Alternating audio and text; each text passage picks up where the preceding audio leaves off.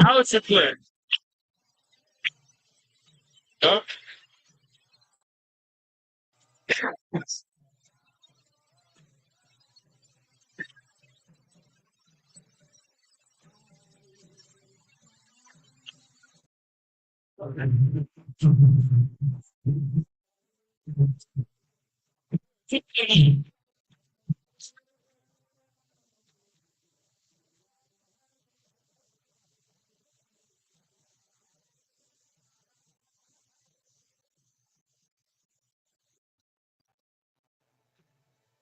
Hare Ram.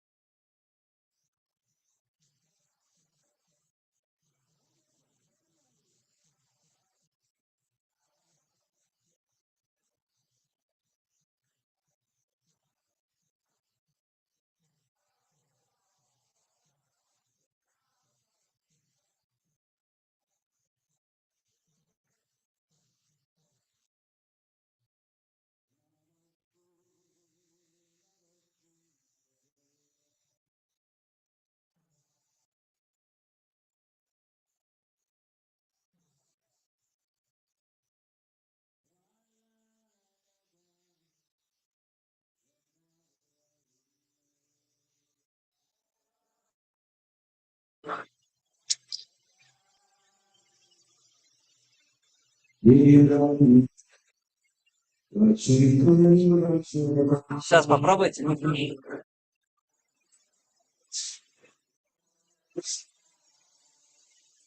Вот этот только на близ. То есть вот этот работает только на близкую дистанцию. Так он хотя бы должен ловить время.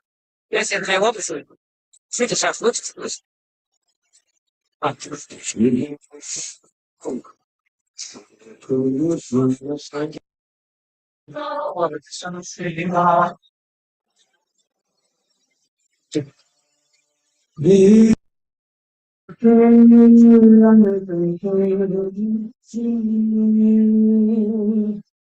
ставить стороны как команду. Идет команда. С той стороны поставить. Он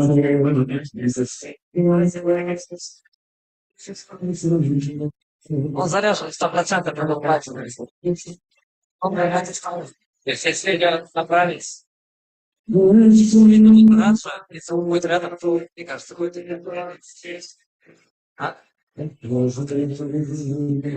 Что, не нравится?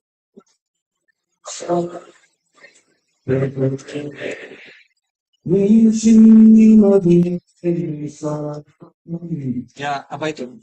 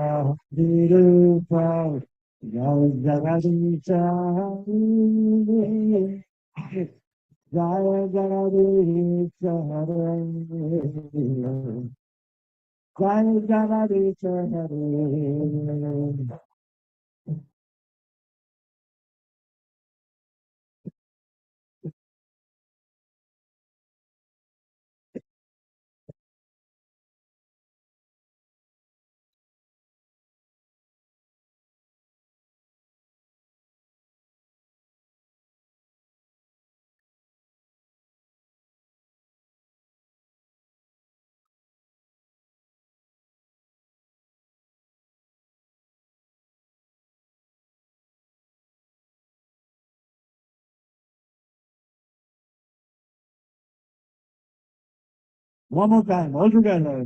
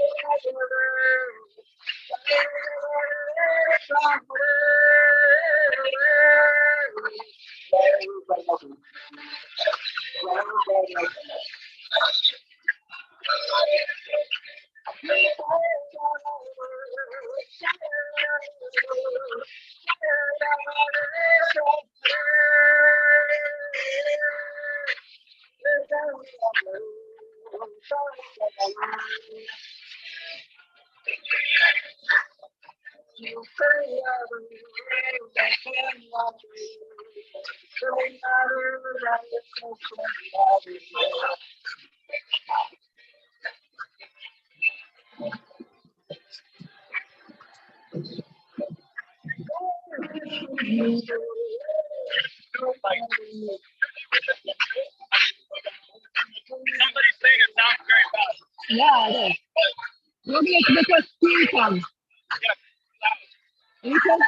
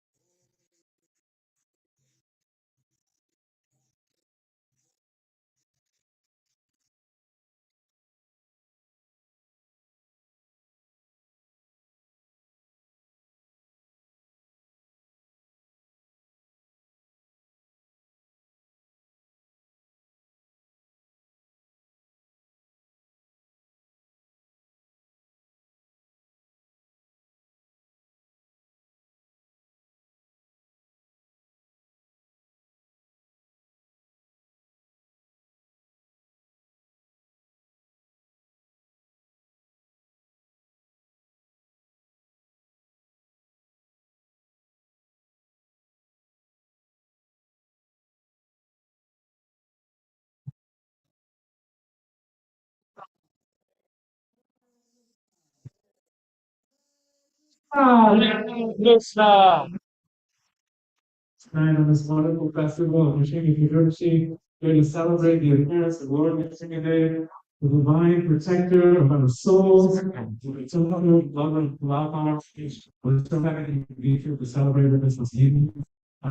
Each and every one of you here is a gift to the Lord, and also to this community, this quaint, and also some that may have traveled here from afar. So the feeling of we're just extremely excited to be able to host you here this evening, as well as our very, very special guest speaker this evening. I'm going to ask for the devotee to come and introduce Maharaj here in a moment. So I just want to again thank all of you. Thank you so much for being here with us this evening. We're going to have our class discussion about the appearance and pastimes of Lord Nrsimhadeva, also our chanting of the holy names, and then the wonderful Prasad feast coming. So thank you all very much. In a short moment, I'm going to call on the Nagari to come and invite on and introduce 12 speakers to the us, and I'll be so familiar with it. So thank you again. Very appreciate it.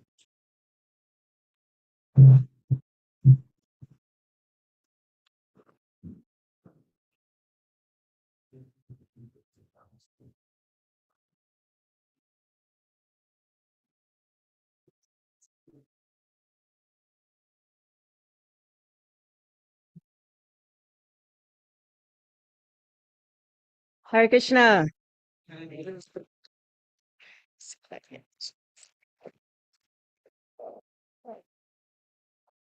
Okay, let's let your front coming out if you were.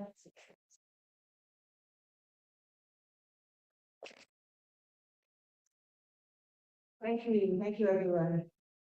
Hare Krishna, thank you so much for being here on this very auspicious day of Lord Nrsimhadeva Appearance Day. Thank you, Casey. I think this mic is not fully working. We want to thank everyone that came out, Casey shared that with everyone, and of course you're all here because of this most auspicious day and also this most auspicious person. It's so that Radhanath Maharaj, he, very well. So it's only Radhanath Maharaj needs no introduction. It's most of you know, because most of you are here because you know Maharaj. If you don't see that way at Maharaj, after you hear him speak, you will know him. We wanted to thank all of you because Maharaj is he's a very, as you all know, very dear disciple of Srila Prabhupada. Very dedicated disciple who's given his life in service to Srila Prabhupada. And everything that he does, every activity that has come from him has come because of his deep dedication to his service for Srila Prabhupada. Maharaj is, as you know, an activist, he's an author, he's a teacher, and he has done many different projects throughout his life. Many offerings he's given to Srila Prabhupada that many of us throughout the years have really enjoyed, if you want to say, and appreciated.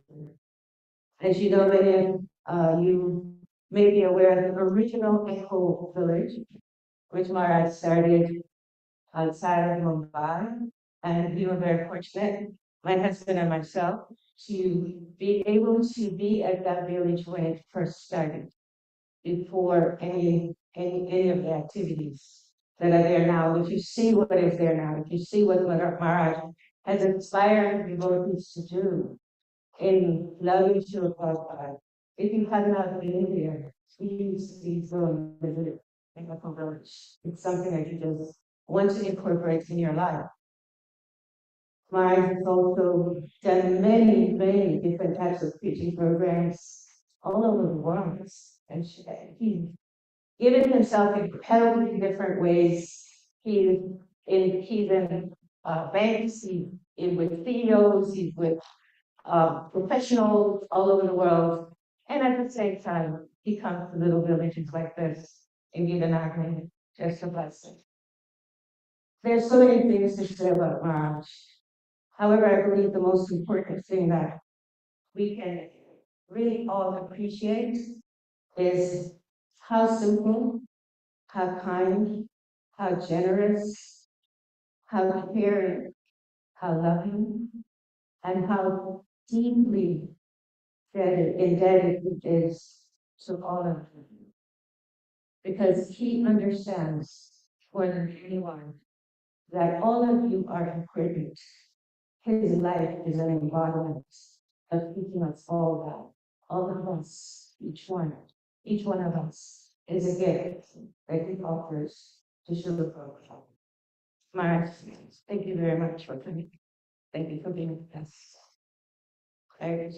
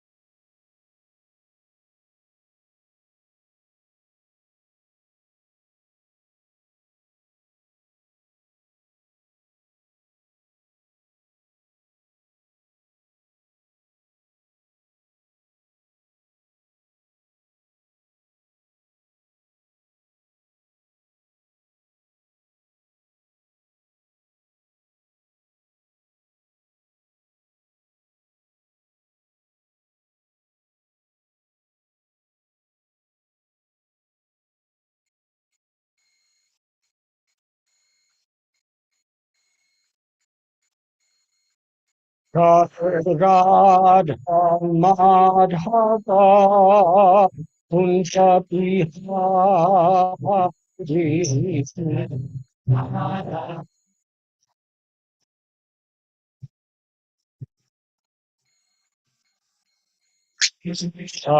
Sa, sa, cha, sa, cha, Kunja Biha, Jesus.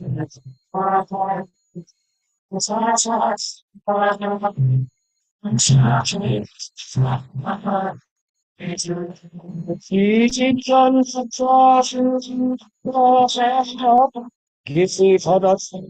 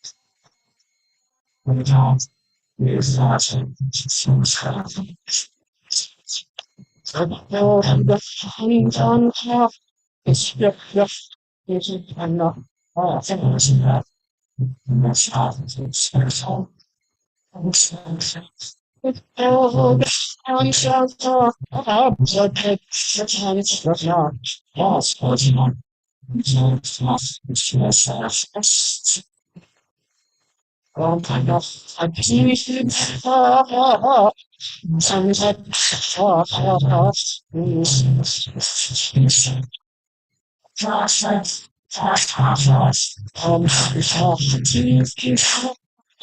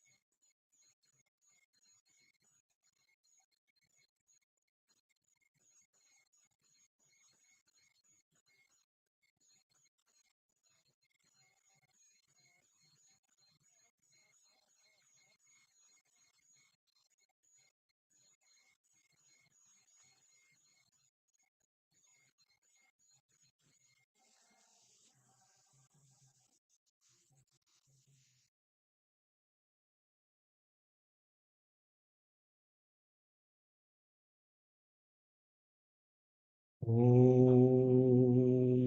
Jnantimirandasya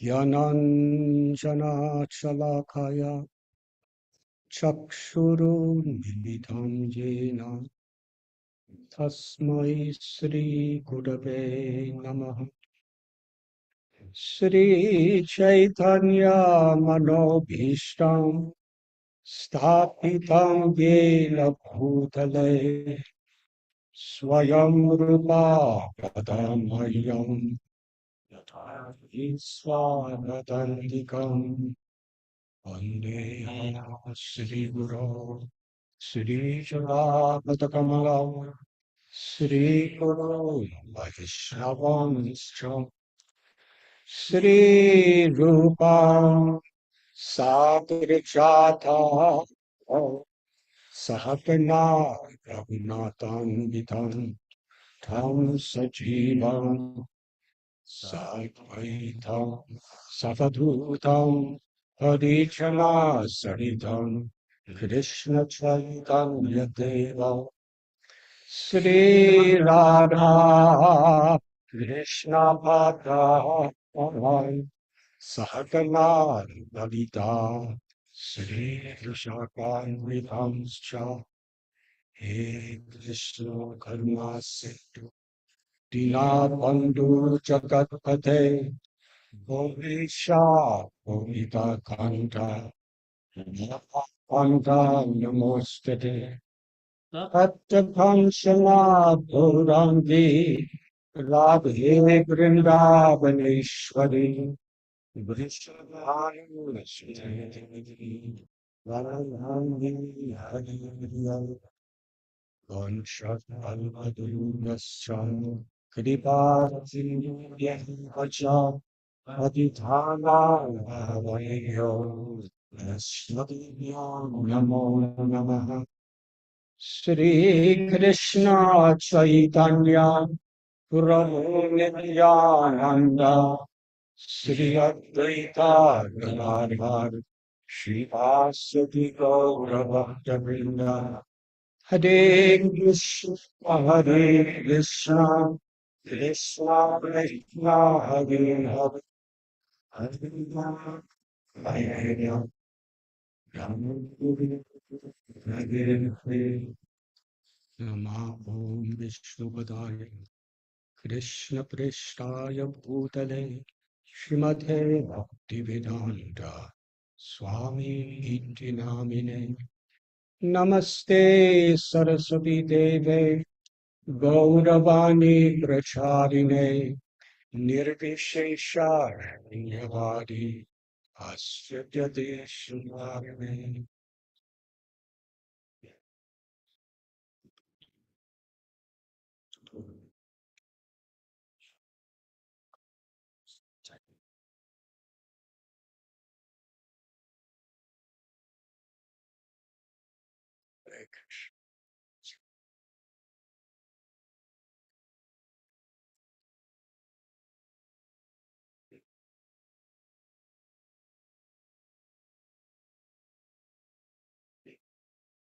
I am sincerely grateful for this opportunity to be with all of you this evening.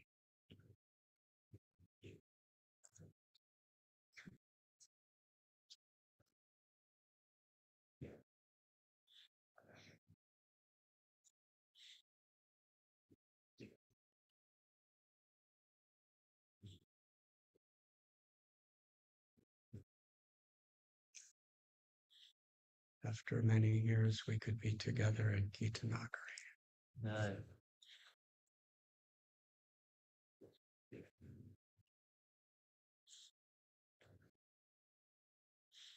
A holy place is revealed by the love, surrender, and compassion of those who have performed activities in that place.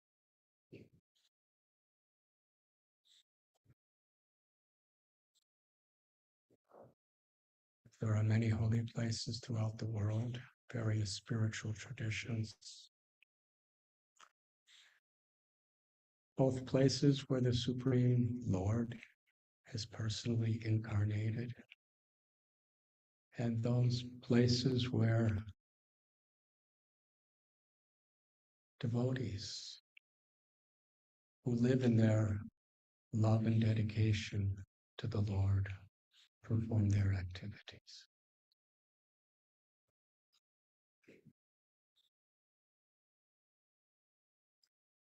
We learn to see through a deeper perspective than our sensual experiences. That is a definition of wisdom. We don't just see with our eyes, but we see with an understanding of what is sacred.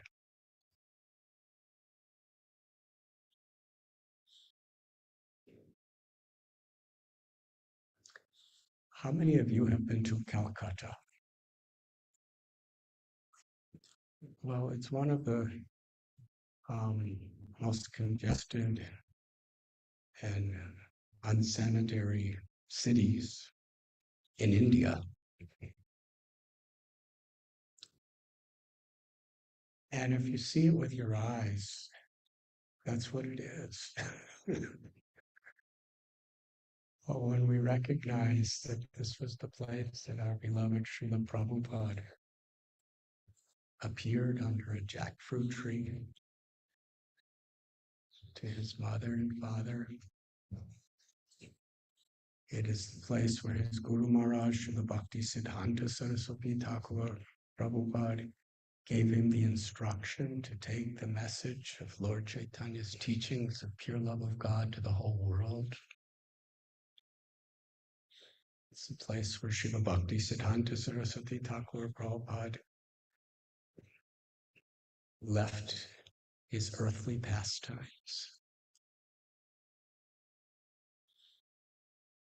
and where Srila Prabhupada boarded a cargo ship with no money to go on a 38-day voyage to a foreign country where he knew no one. And it's also the place where he established his first temple in India.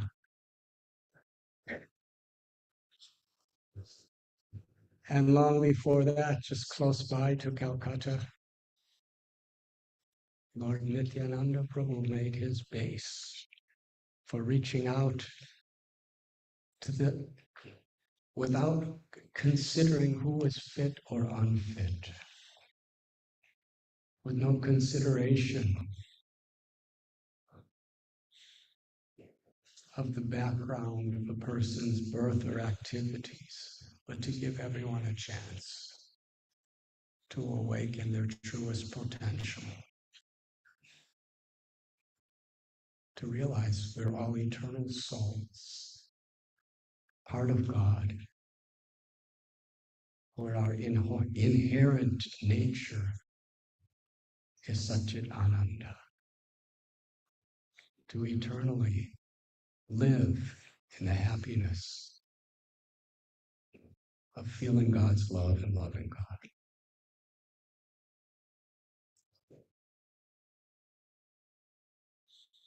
So when we see Calcutta from a perspective of that history, it's a very sacred place. It is a holy place of pilgrimage.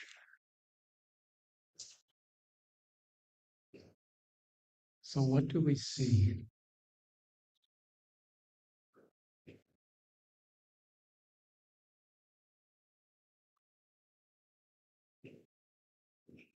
I remember one time a very saintly person told me, the whole world is a mirror of your own state of consciousness.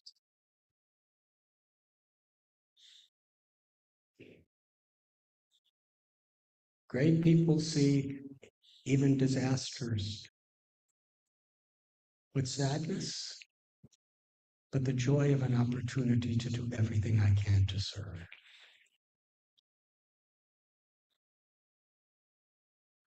And great persons see the most prosperous, pleasant times, not as a time just to enjoy, but as an opportunity to do everything I can to serve.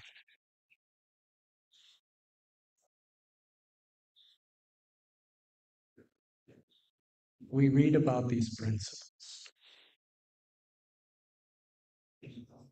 but to apply them to our life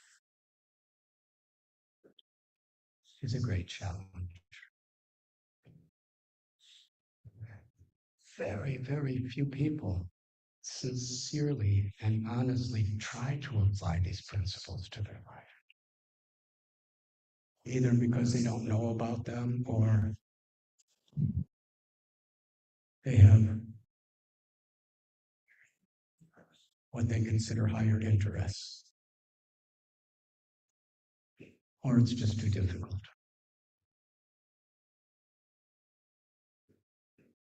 And so much fewer for so little fewer. Should we pursue it?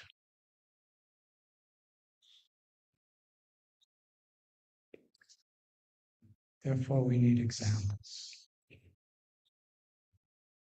Sri Chaitanya Mahaprabhu, he taught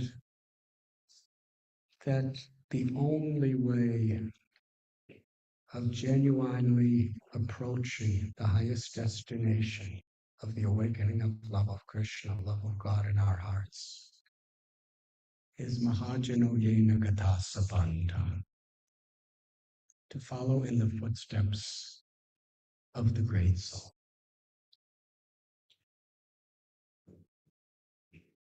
To learn to see life in all of its variations through the vision of great soul.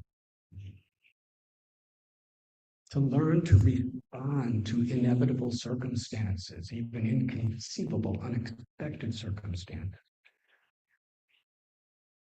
according to how enlightened people responded.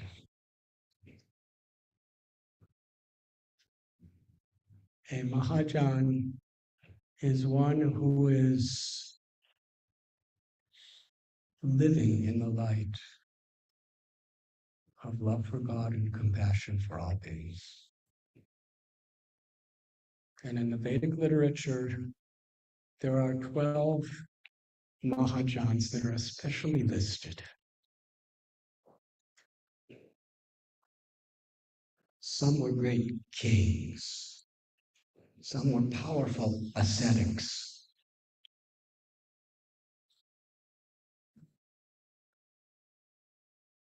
One was Prahlad. When we study the life of Prahlad, it's extremely important for our current daily lives of how to grow spiritually. Prahlad lived a very, very long life. And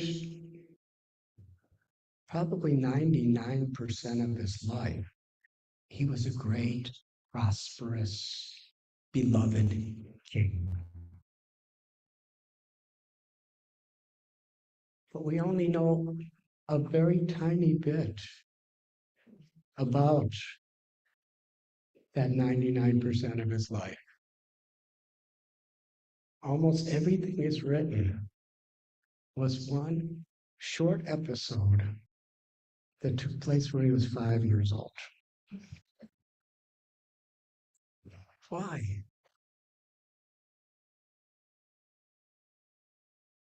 It's just brief summaries of what a benevolent, pious, enlightened king he was. But there's great details when he was 5 years old, because that was a time when he was in the greatest crisis. Now, why Sukadev Goswami, Vyasadeva, all the great acharyas, the great saints who wrote the Vedic literatures and spoke them, why they focused on that?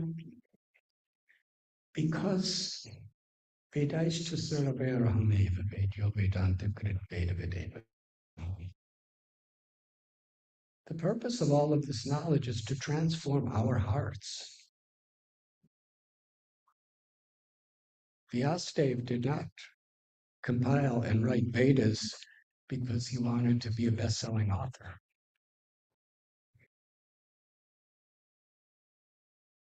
He didn't get any royalties. He wrote the Vedic literatures because he could see from the past, he could see in his present, and he could see into the future the suffering people were enduring, even through their experiences of happiness, what to speak of distress, because they have forgotten the real treasure of the nature of their own souls.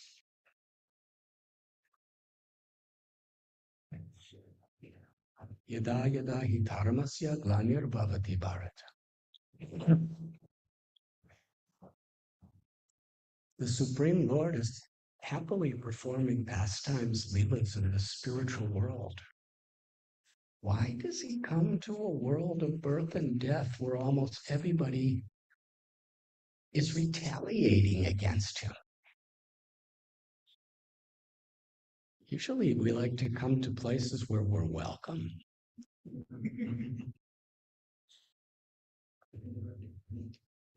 But he comes to this world because aham bija pratapita. We're all children of the Supreme. Krishna tells in Gita, I am father, I am mother of all living beings. Because he cares. The love of a really caring mother and father is very unconditional in the sense of this world. Where does that love come from?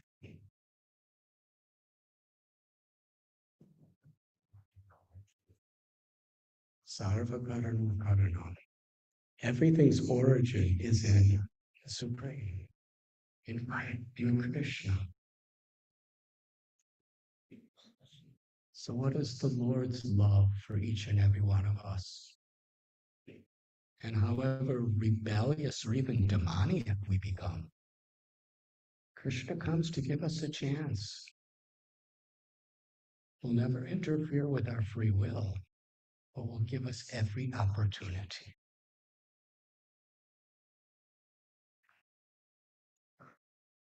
And similarly, Vyasadeva, when he wrote the Vedas, he's a literary incarnation of Krishna.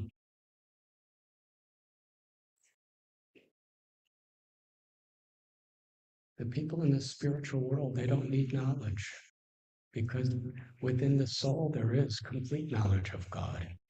But it's been forgotten. We're deluded by the false ego. But so in the spiritual world, even reading from scriptures is just a pastime. But in this world, it's a necessity to give us directions.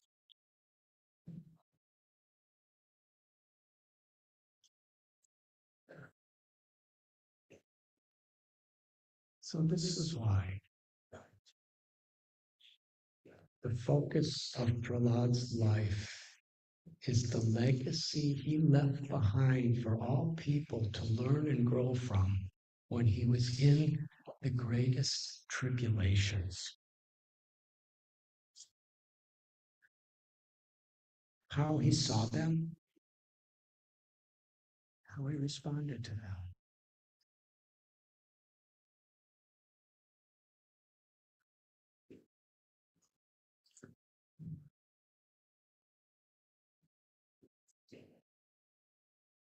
I'm remembering 18 years ago on this day, at this time,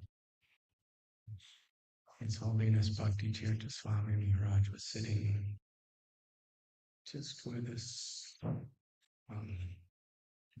computer is.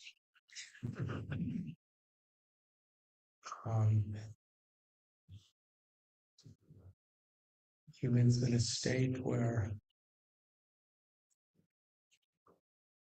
he was going to leave this world at any moment.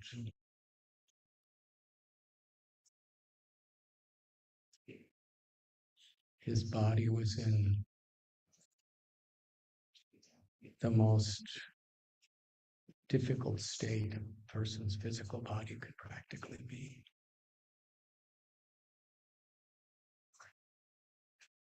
He had amputated limbs. He had tumors bulging almost all over his body. Please get close to the mic. We have a lot of elderly, hard of hearing people. Yeah, but my voice is elderly and hard of speaking. I'll try.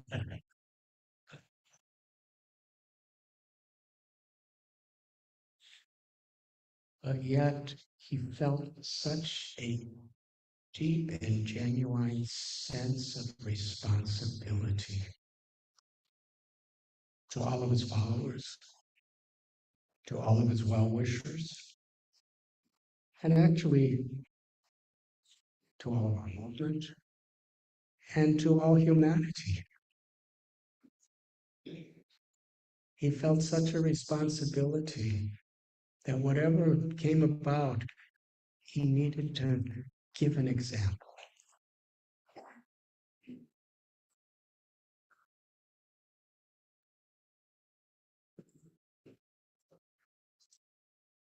And when he was singing here 18 years ago in this temple room at this time, for those who are here, or for those who hear about it, it's an unforgettable, transforming experience.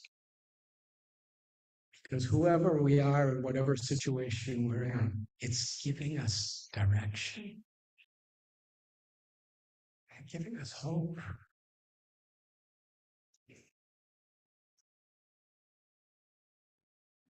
Sometimes we hear the idea we should live for the moment.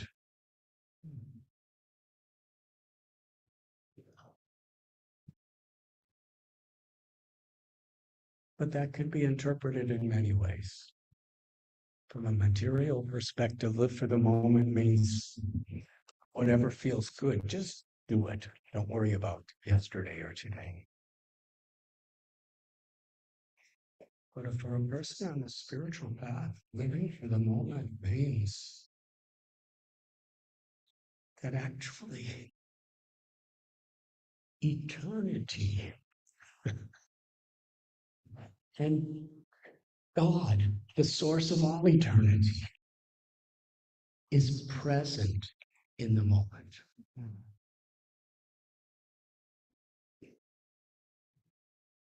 To live for the moment is not to be careless. To live for the moment is to live according to this higher responsibility that we have.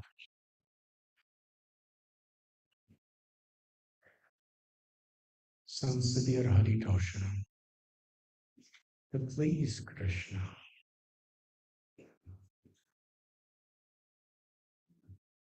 Especially by setting an example that will bring people closer to God now and in the future.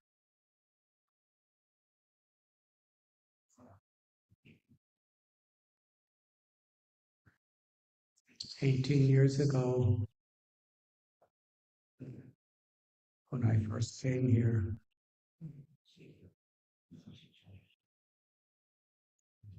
we were discussing it earlier today with the small group of devotees at the home where Bhakti Tirtha Maharaj lived.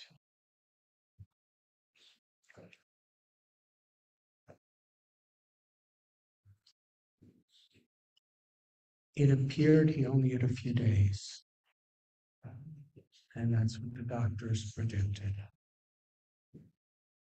But how did he want to spend that 2 days? He gave a lecture on the lawn outside of his house. And when I came, he was speaking. And afterward, a few dozen people came into his little room to sit with him. He transformed their hearts by his joy of giving Krishna to them. Because so many people are having hardships in this world and challenges, and they feel that so many unjust and terrible things have happened to them in the past, and they don't know what's going to happen in the future.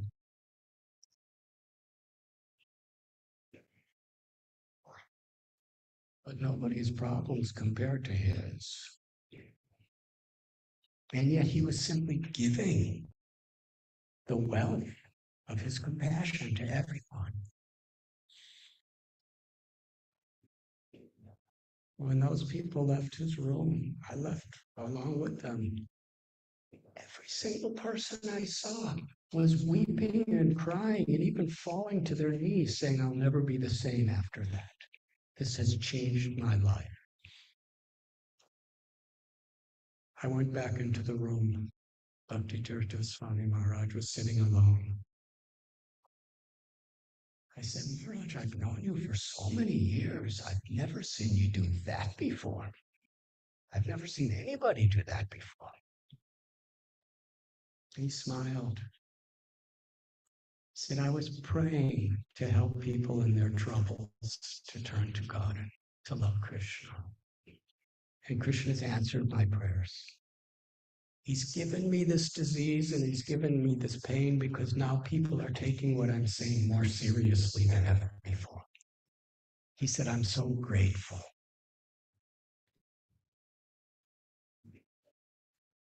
Now that's a moment. But those moments will inspire people generation after generation after generation, then living a long, long, long, healthy, materially prosperous life.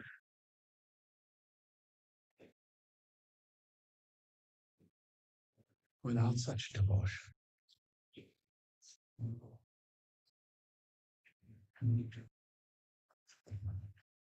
So in the Srimad Bhagavatam, Sukadeva Goswami puts his great focus on telling about the experience Prahlad had when he was 5 years old, because it's most relevant to our spiritual progress.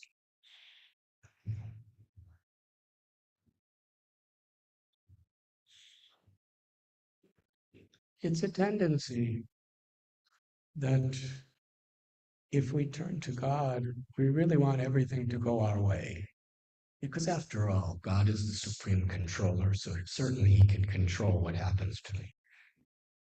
So everything should be good. But that's not the way the world is. And that's not the way people really turn to God with sincere sharanagati, shelter.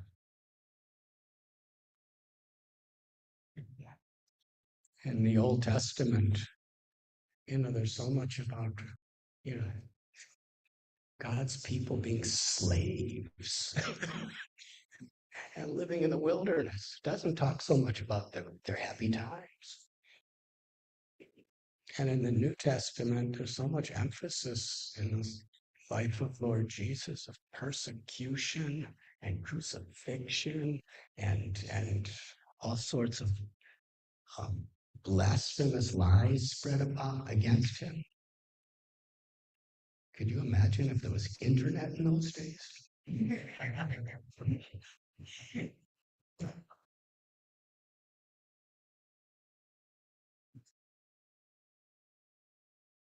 And Bhagavad Gita wasn't spoken at in the Bahamas. It was spoken on a battlefield in Kurukshetra.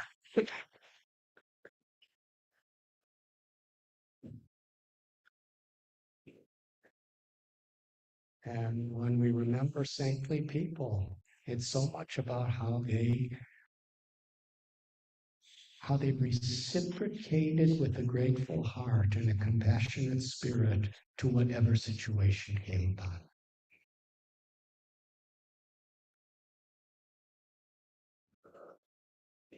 Because whatever we do in this world, janma mrityu jara yadi, there will be old age, disease, and death. It all comes in a package with birth, if we live long enough to go through that.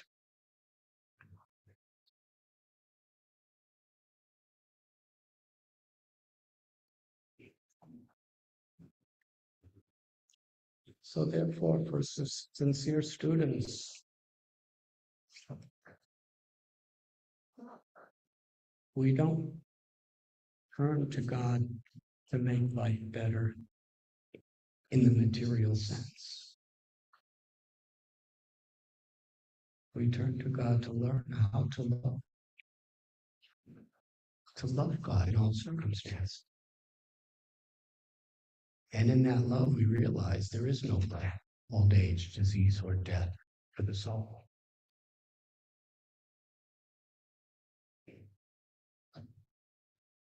Prahlad, in his life example, in his teachings, and in his prayers, he so much encapsulates the teachings of Bhagavad Gita and the very essence of all scriptures. One of his teachings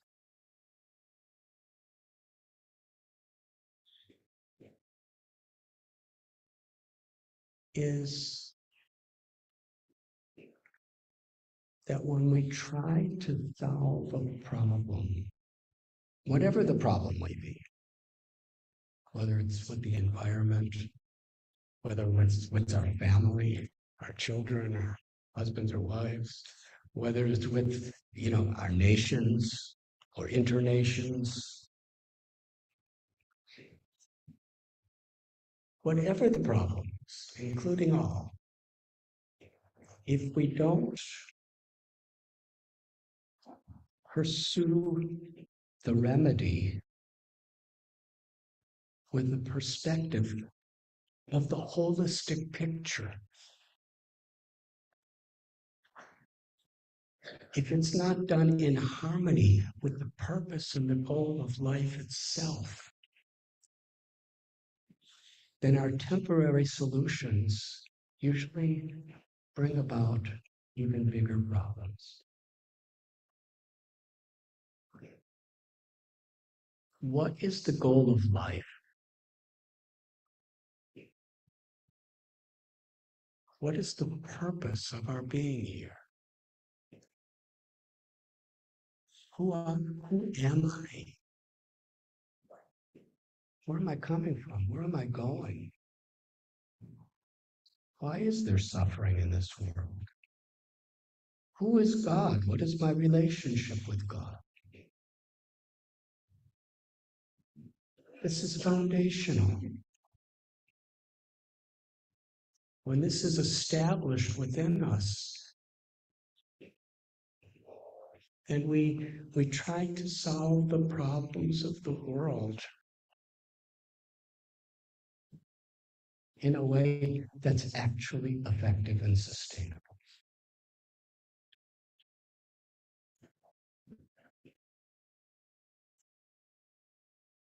In today's world, there's so much danger of climate change, environmental, ecological disasters looming upon all living beings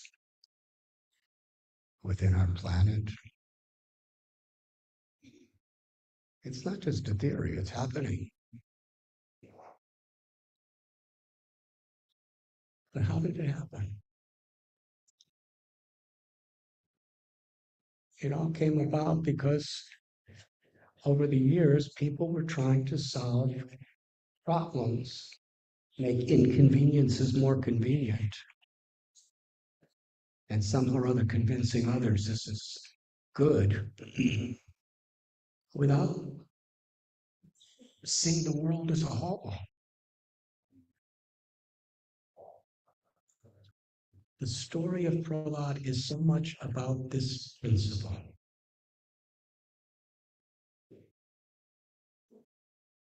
The purpose of life is not to exploit or enjoy. It's to serve and to love.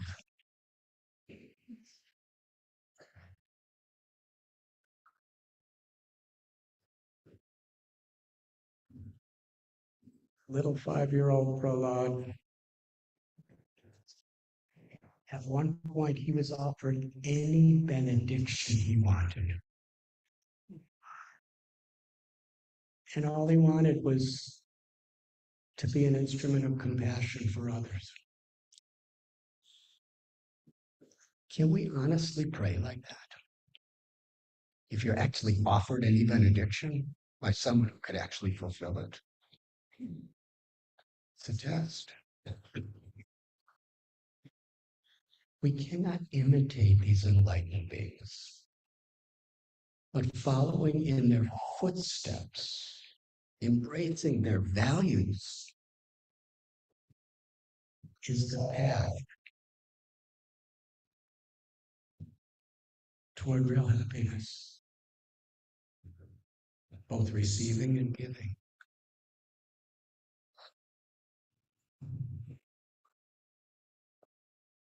It's like that little baby, we could think of it, him or her, I don't know, as a disturbance. Because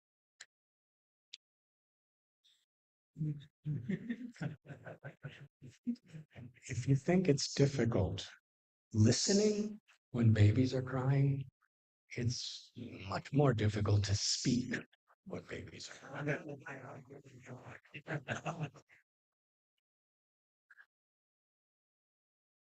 But at the same time, it gave me the opportunity to say that. They weren't laughing to anything else I said. So.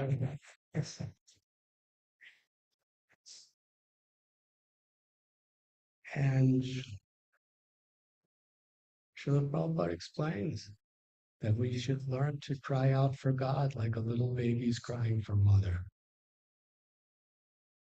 not thinking who's around. A baby's crying for mother because a baby needs the shelter of the mother. And similarly, we should learn to turn to God, seeking shelter.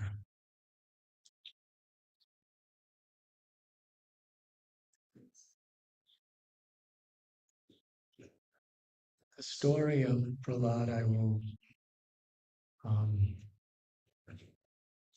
narrate in a very summary form, because it's a very extended, wonderful, detailed stories filled with histories, philosophy, and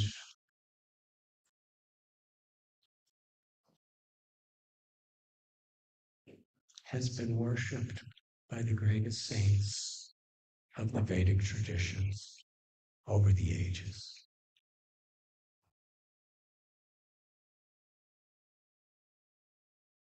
There was a king, his name Hiranyakashipu.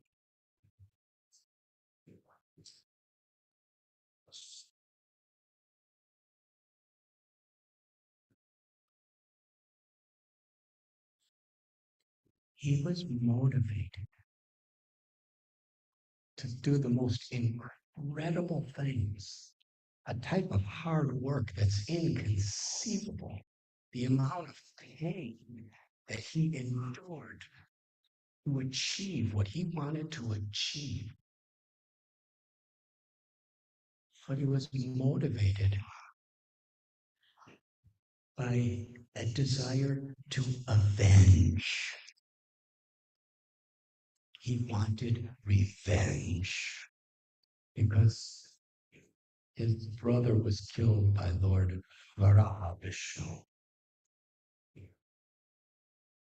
He was mad and obsessed with this revenge.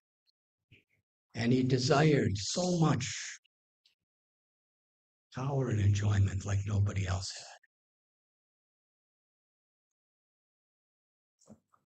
had. He was not lazy. He performed austerities, the most severe austerities.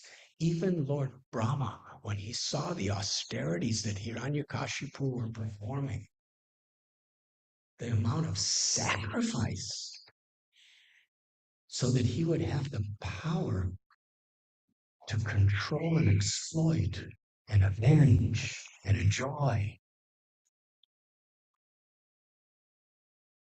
Brahma said no one in history has ever performed such difficult tasks as you.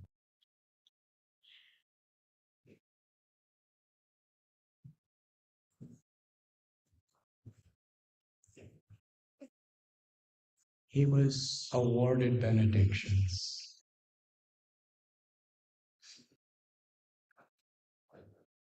He literally was standing on the tips of his toes with his arms raised for so many long years.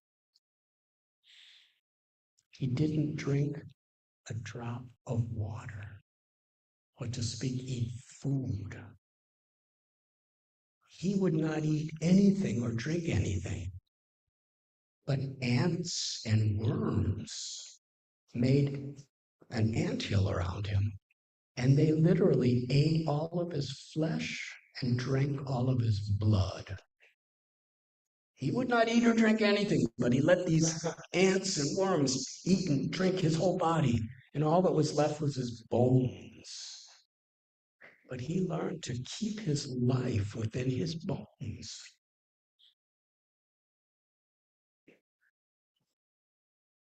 Can you imagine that type of discipline?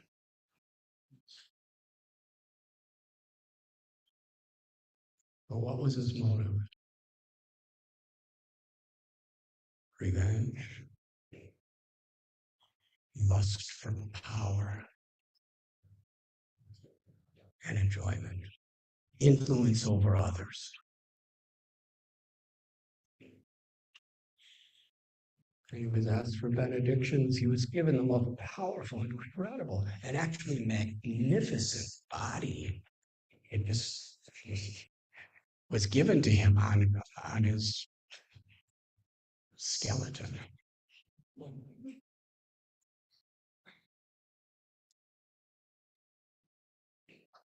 And his prayer was actually a demand in the form of a prayer to Brahma.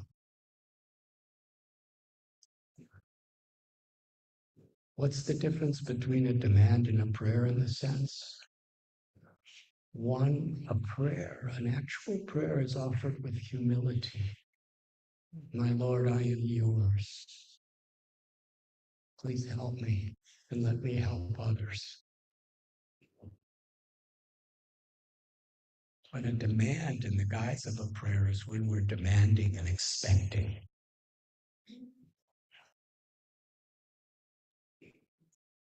He demanded that he never die. The soul's eternal. We're already like that. But he wanted his body to never die. Brahma said, in this material world, everybody's bodies die. But he was so intelligent. He asked for benedictions and he got, I'll not die in the day or the night. I will not die inside or outside of any residence. I will not die in the air, in the land, or in the sea, or on water. I will not die by any created being, human, animal, or anyone else. I will never be defeated by any weapon. I will have power and control over everyone within this universe. I will rule and subjugate everyone with no contest of all created beings. And he got all those benedictions. He was so proud. He and those who worshipped him, and they practically worshipped him as God out of total fear, because he had such power and control.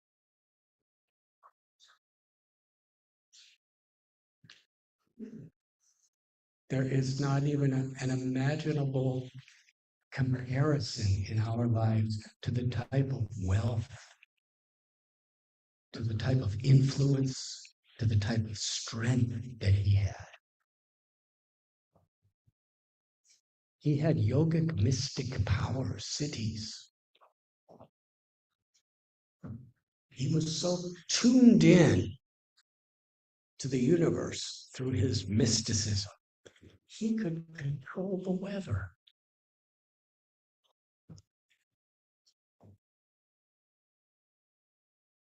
Sarvatma Prabhu and Dhruva Prabhu were telling me how to operate this little heater in the room that they've given me here at Gita Nagari. And you turn it up a little and you turn it down a little, like that. Hiranyakashipu for the whole planet. Just by the power of his will, he could make it whatever temperature and whatever climatic condition he wanted. Do you know anybody like that? And because we haven't met anyone like that or seen anyone, we think it's impossible. But actually, my beloved father, he just passed away a couple of weeks ago. He was 99 years old. And when he was a little boy, the idea of a cellular phone was impossible.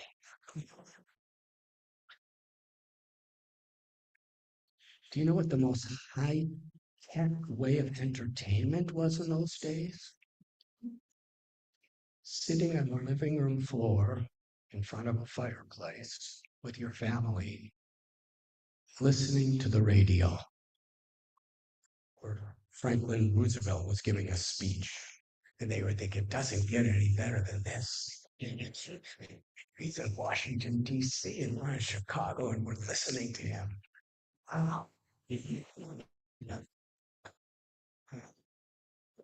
There was no such thing as television. There was no such thing as air conditioning. There was no such thing as a computer. And for telephones, you have to do a crank and get on a party line and wait in line and be speaking with so many other people listening. Now, in those days, to explain, impossible. So possible and impossible is a very relative situation. And for those who actually have developed some little bit of mastery over yoga, we understand very clearly that Hiranyakashipu's powers are very possible.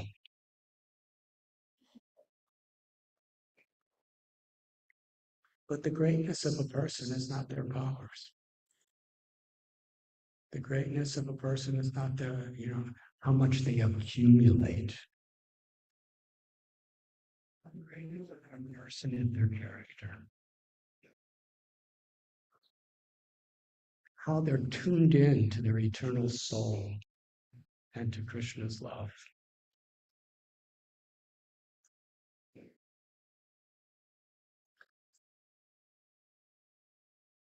So, in the description of Hiranyakashipu, it goes to wonderful lengths to describe what he had achieved, the money, the type of elaborate sex life, the power over others, the influence, the supernatural abilities. He mastered aspects of yoga, but yet it describes he was never really happy because he could not control his mind and senses. He was ruled over. He may have been able to control so many hundreds and millions of people, but he couldn't control his own will. He couldn't control his own mind or senses. And therefore, he was never satisfied. The Bhagavad Gita explains greed, lust, arrogance. It's like a fire. The more you feed it, the more it needs. And when you're temporarily satisfied by an experience based on lust, greed, anger, envy, or arrogance, it seems like we're satisfied. When you put a log on a fire, it seems like fire goes down, but that's it needs more. So Hiranyakashipu very much personified the dark side of human nature. But he was extreme. We all have our little Hiranyakashipus in our minds. At least I do. But I never met anybody except a few people that didn't.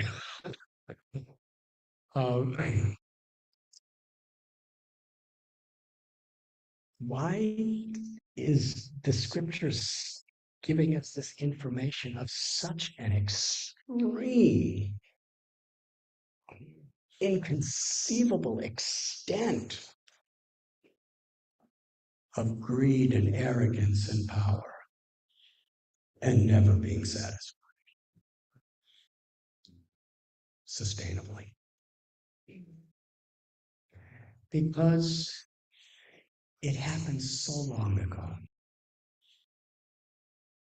but we're still talking about it.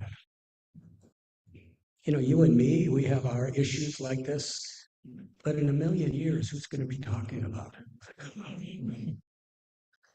So these extreme examples are there because it really gives us a personified example of what we have to deal with in our own smaller ways and what the world's dealing with.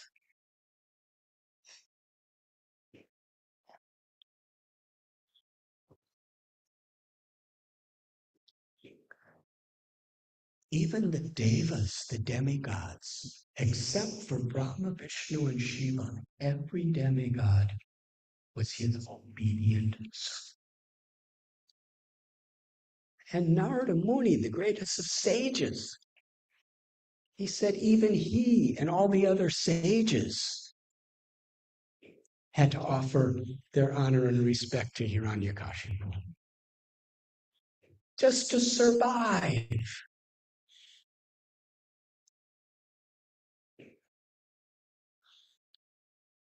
He was a murderous, terrible person in every way. If you stood in his way, it's described, if he moved up his eyebrow one time in anger, practically everybody in the universe shook in fear. Now, I see a few people raising their eyebrows and nobody should care.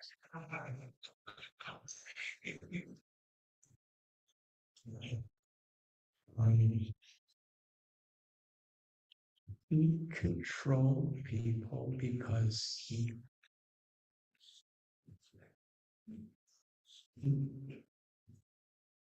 impelled upon them fear. His anger, his manipulation. He controlled people because they feared him. And he knew the power of fear. And he exploited it to the extreme.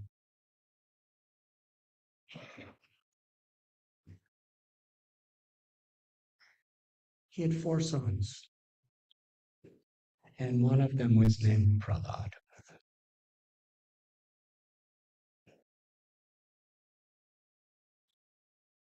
He sent his son to school. The teachers were Shanda and Amarka, who were the sons of Hiranyakashipu's guru, Sukracharya. And they simply taught everything according to the syllabus that Hiranyakashipu gave them. And Prahlad we enter the story, he's 5 years old. That's like the time when you start school. In, I think, kindergarten's around 5 years old here in America. Well, even way back then, Prahlad started school when he was 5 years old. He was so respectful to everyone. He was so kind, so patient. He really did not like what was being taught in school for reasons that we'll describe in a few minutes. But his teachers thought he was the very best student because he was just so good, so humble, so respectful. He loved everybody.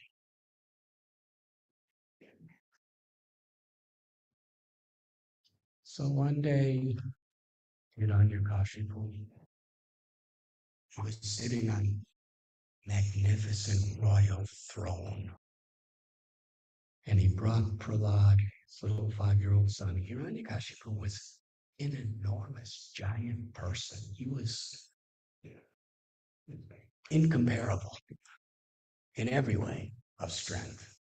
He put this little tiny boy in his lap and embraced him and said, "My beloved Prahlad." And sometimes, parents, they speak not in a literal way, but just to encourage their child. He said, "Prahlad, what is the best knowledge you learned in school?" Or no, he said, "What is the best knowledge you learned from your teachers?" And Prahlad is not, he was talking about a different teacher. He said, my dear father, O king of demons, and his father was very happy. What a good phrase that is. He said, "The best knowledge I have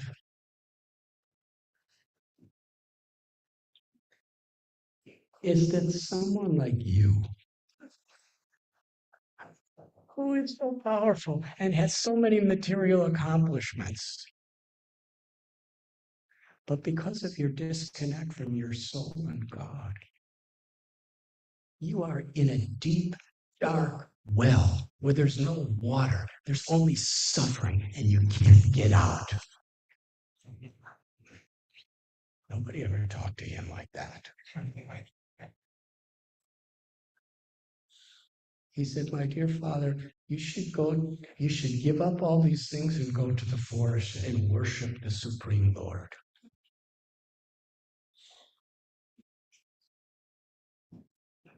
And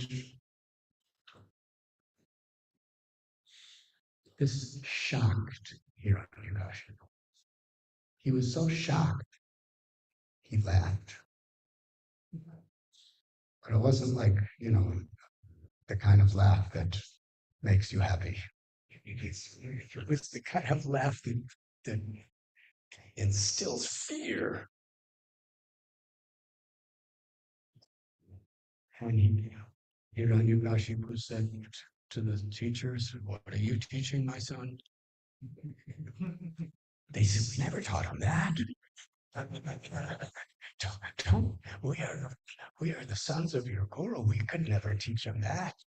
We don't know where he heard this." And Hiranyakashipu said, "Bring him back to school and make sure he's not influenced by our enemies." So they brought Prahlad to school, signed on a marker. They said, "Prahlad, where did you learn this?"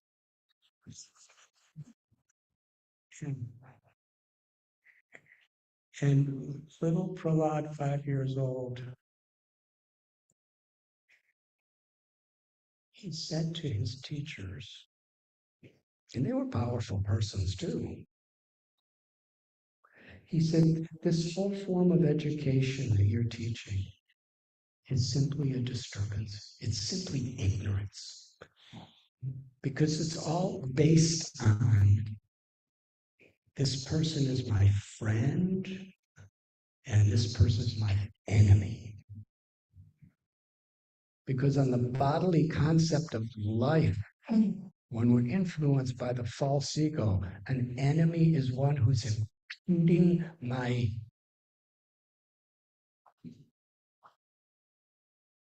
enjoyment, and a friend is one who's providing or cooperating. But Prahlad said, but my understanding of true knowledge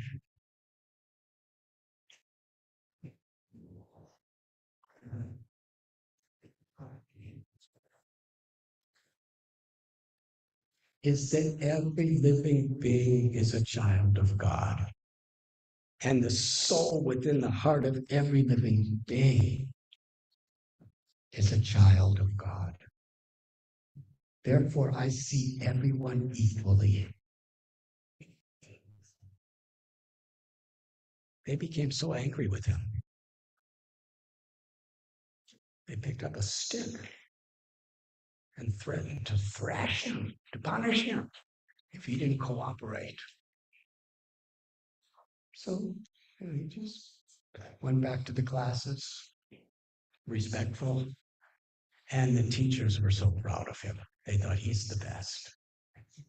And they brought him to his mother, Kayadu, and she dressed him really nicely and put on nice ornaments. And he's just going along with whatever happens. And the mother and the teachers present him to Hiranyakashipu again at the throne.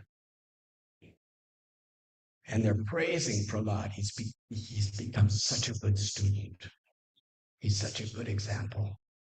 Hiranyakashipu puts him on his lap and embraces him, and he's crying with affection.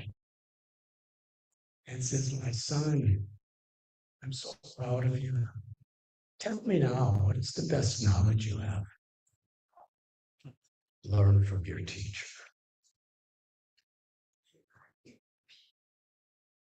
Sravana Kirtana Smarana Vandana. So the best knowledge is to follow the path of bhakti, devotional service. By hearing the glories of the Lord and chanting the glories of the Lord and remembering the Lord and praying to the Lord and befriending the Lord and worshiping the Lord and surrendering everything to the Lord. Hiranyakashipu listen to that. Prahlad said, by doing that, one can actually achieve the real goal of life. The real goal of life is loving devotion to Supreme Lord Vishnu. And Hiranyakashipu was like a volcano, just erupting with anger.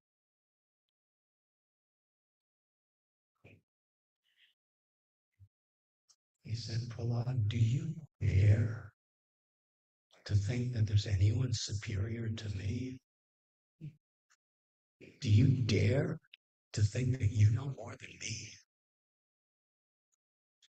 And little Prahlad said to his father, actually, you don't have to worry about it because you'll never understand these things because you're so addicted to your false ego and your sense gratification. Therefore, you cannot understand the real goal of life, the real happiness of life, of being with God, surrendering. And then the next thing he said, my dear father, unless one covers his body, abhishek, with the dust from the feet of those who have no material attachments, but who are in loving surrender to the Lord, unless one covers one's body with the dust of their feet, which means to serve such person, it's impossible to understand the goal of life.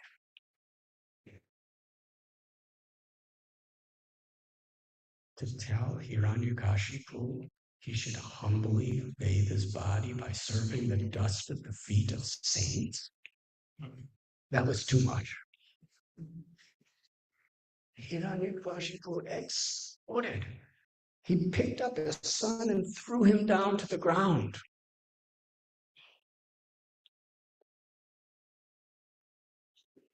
He screamed. Again, you can't imagine how he screamed. He didn't need sound instruments.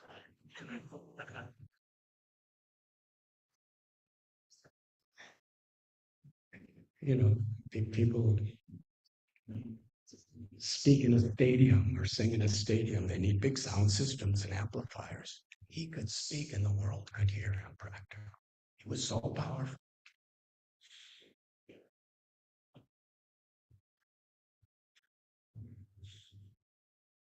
And even though you are my own son, you are my enemy, because you have befriended my enemy.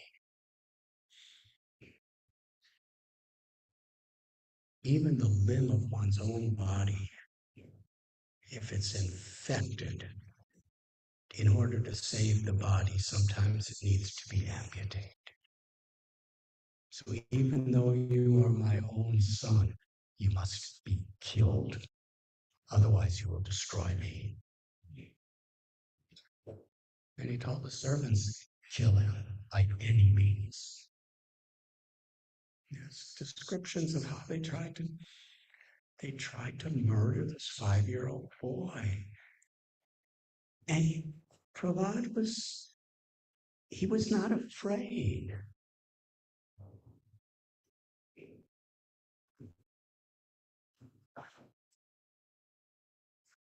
He was just feeling sorry for his father. His father had all the power materially, but little Prahlad was just feeling sorry for him because he didn't have Krishna. They tried to chop him with choppers and stab him with tridents. They threw him in pits of snakes, venomous snakes. They held him in the center of a roaring fire. They threw him from the top of a massive mountain. They forced him to be at the bottom of an ocean. They fed him deadly poison. And little Prahlad never tried to protect himself. Mare Krishna Rake Krishna Mare. Just Krishna, I'm yours. Nothing can touch my soul. If you want to protect this body, then I'm gratefully yours. If you want this body to die, I'm gratefully yours. Bhakti Vinod Thakur prayed. Maro virako bijo kichatua nityata asapratitua adhikar. He's praying to Krishna. My Lord, if you want to kill me, please kill me. If you want to protect me, please protect me. You can do anything you want with me because I'm your servant unconditionally. That state, that liberated state of surrender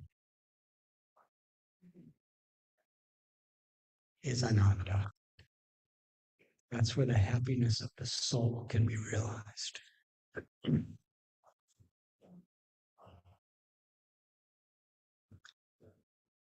When Hiranyakashipu saw that nothing could harm his son, but the thing that disturbed him the most,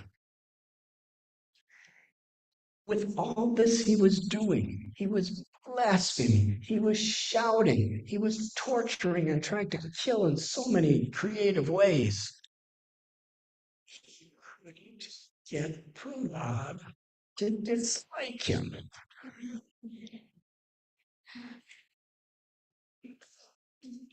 That means Hiranyakashipu was powerless. With everything he achieved, he couldn't get his son to even dislike him. His son still loved him.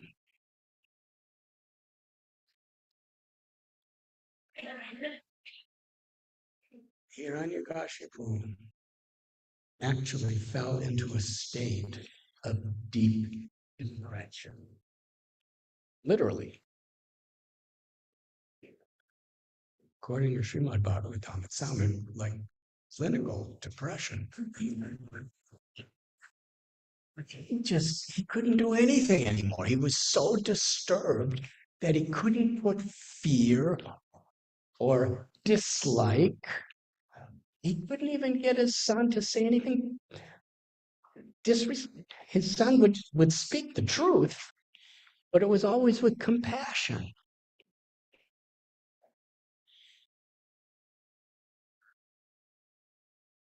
And when Sandanamarka, the teacher, saw Hiranyakashipu in this state, he said, "What is wrong?" And he said, "Because I cannot destroy him, I will be destroyed by him. I cannot tolerate anyone I cannot control." And even though physically I'm totally controlling this boy, I can't control his mind. He still likes me. He's still on his side. You can't take that away from him. And therefore I will be destroyed. The teacher said, "He's only 5 years old. Don't take him so seriously. Little children go through so many fads and so many, um, liking to do this or that. But just send him back to school, give him time, and you will be proud. He will be just like you." Hiranyakashipu was pacified. Sent him back to school. And little Prahlad was again sitting in the classes like this. Hopefully he could understand what was going on in his mind and his heart. Everybody, the teachers were thinking, he's changing. He's changing according to their interpretation for the good.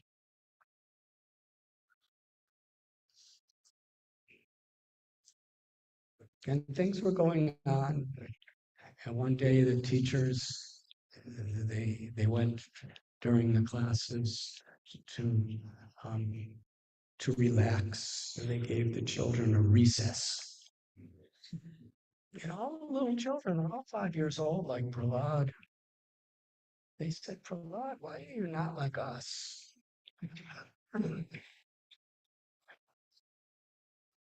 And Prahlad,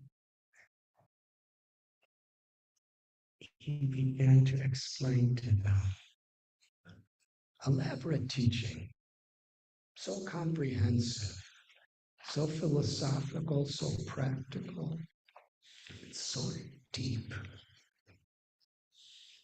Komara Ajadin Pragyo, he began. That life is so precious. And the most precious wealth of life is each moment that we take the opportunity to come closer to the soul and the Supreme Soul. Right now, we're all 5 years old.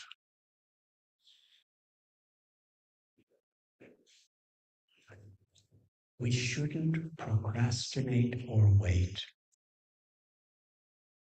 This path of self-realization is the most important priority of human life. And you might be thinking you're young, but in this world,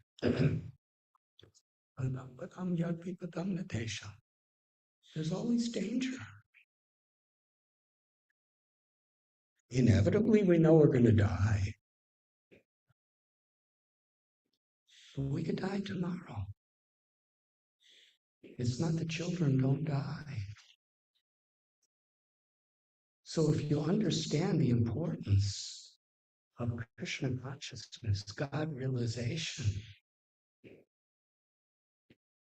We don't procrastinate. We don't put it behind other priorities. It needs to be done now. My dear friends, you're young. This is the time. And he's actually speaking to everybody. If you're old, this is the time. If you're middle-aged, this is the time.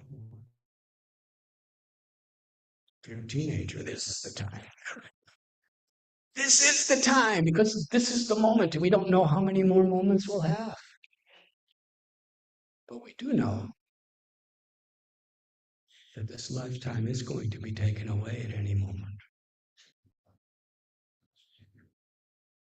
He's telling his children to take this knowledge and this path of life very seriously. And then he described how to follow this path of life. What is the goal of life? The nature of the soul, the nature of God, the nature of material energy, and the wonderful opportunity we have on the path of devotion. After this beautiful, elaborate teaching, all the students were completely transformed.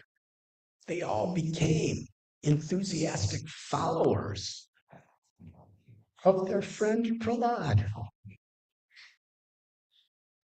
And when the students came back after recess and they saw what happened to the whole school, they were in utter fear of how they will be punished. So they dragged Prahlad to his father and told him what happened. Should I continue? I'm going to end soon because I think I'm over time.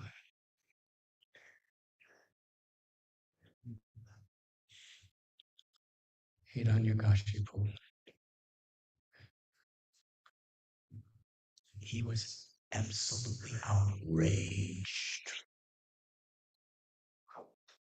He had such envy for this little 5-year-old boy. Srila Prabhupada gave an example. In a fast-flowing river, the most powerful animal on the earth is the elephant. Have any of you ever seen wild elephants in the jungles? I've seen in the Himalayas. I've seen these elephants with these huge tusks, they're giant, just put trunk around the trunk of a tree and just pull it up and uproot it and throw it. In fact, last time I was up in the Himalayas near Rishikesh and Dehradun, Prayagraj, there's signs saying beware of elephants.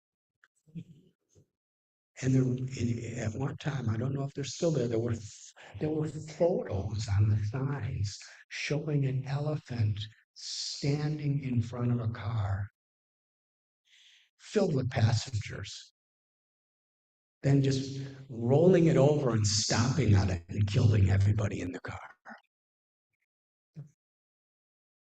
Now, how many of us could do that?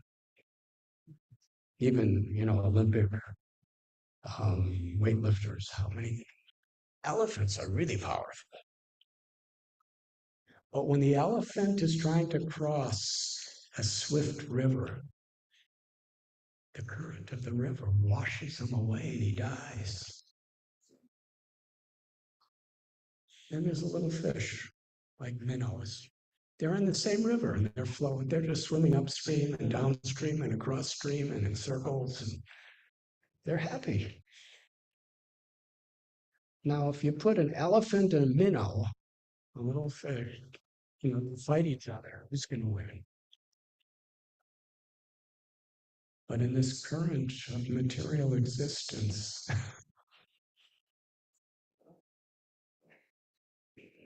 The fish lives free in the water and the elephant is destroyed.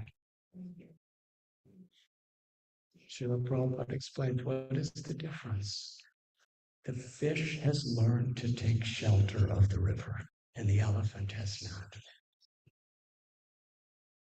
So Hiranyakashipu was like the most massive elephant, and Prahlad was just a little tiny boy. He never pursued any powers or anything like that. But Prahlad was taking shelter of the Lord. Therefore, in every situation, he was free.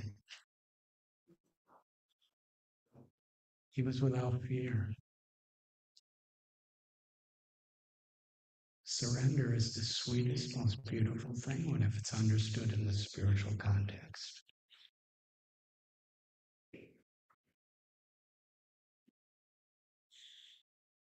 Hiranyakashipu threw his little son to the ground, screaming with such wrath. His eyes were glowing with anger. He said, Prahlad, who are you to defy me? I control the universe. Who are you? Where do you get your powers from? Think that you can do this. Prahlad just wanted to enlighten his father. He wasn't speaking in defiance or talking back. He was just compassionate. He said, my father, I get my power from the same place you get your power, which is the same place that every human being and every animal and everything in the existence gets their power. We all get our power from Vishnu, from God. He's the source of all power. That's the ultimate insult to Hiranyakashipu. He was blazing. He said, you speak about this Vishnu, about this God, this Supreme Lord. Where is he? I am now about to draw my sword and sever your head. And Hiranyakashipu had a massive sword. He said, let me see where your God is now. Where is he? Is he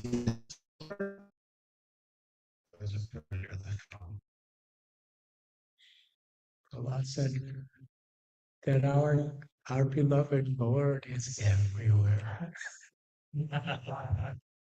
Even in the pillar. That was adding insult to the injury of his false ego. Hiranyakashipu with his massive sword, he said, well, now I will destroy you. And he came to Prahlad to kill him. And on his way, just in defiance, Hiranyakashipu with his massive fist, he pounded on the pillar and then charged at Prahlad. Prahlad didn't run away. He just was feeling sorry for his father. Even if you kill me, you're the loser.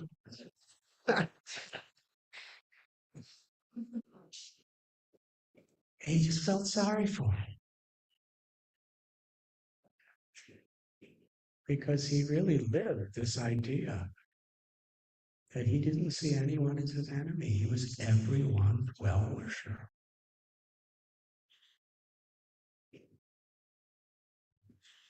He was by no means a yes man. He lived according to his terms all the way. But he did it with compassion and respect, not with hate, not with vengeance.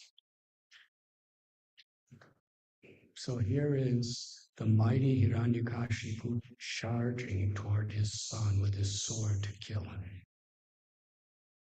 And suddenly there was this sound that nobody ever heard before. It was a tumultuous screaming sound. And Hiranyakashipu, because it was reverberating in such a way that everything was shaking. Hiranyakashipu looked around. Where is that sound coming from? He was looking around, and the sound was getting louder and louder. And Hiranyakashipu saw the pillar that he just punched with his fist was trembling. And the sound was coming from inside the pillar. Suddenly the pillar broke, and out from the pillar came Lord Narasimha. The supreme absolute truth, the cause of all causes, the father, the mother of every living being, the supreme source of all love, all compassion, and everything that exists, the ultimate goal of all religion and spirituality,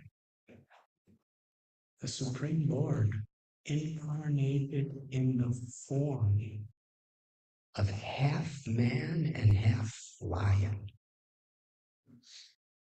He wasn't a man and he wasn't an animal.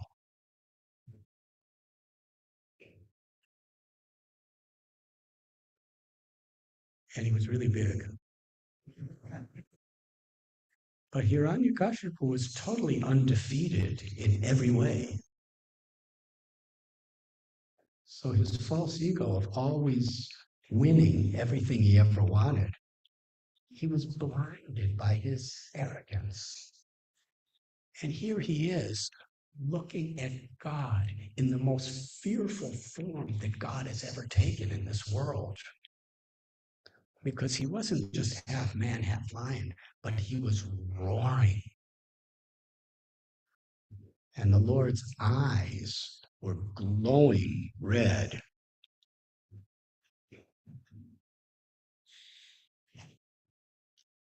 Hiranyakashipu was thinking, nobody can defeat me. I will kill him. And with his sword, he attacked the Lord.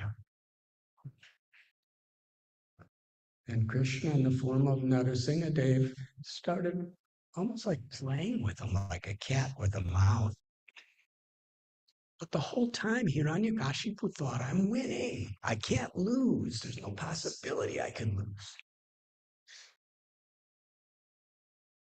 And just like sometimes when a mouse is being played with by a cat, sometimes the cat lets the mouse go, and the mouse thinks, he can't hold me. And then the cat just goes like that.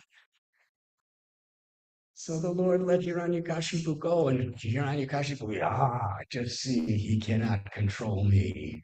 I will be victorious. And again he attacked. And he was using all of his most mystic powers. He could fly, he could do so many things. And it was an incredible fight. And the Lord just kind of played with him in a fighting way. Until the dusk, when the sun was just setting, because the Lord, in his miraculous nature, everything is possible. He was honoring the benediction that Brahma gave Hiranyakashipu. It was neither day or night. It was dusk. Is dusk day or night?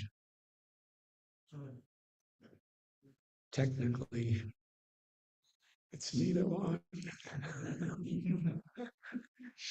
And he picked up Hiranyakashipu and brought him right to the doorway,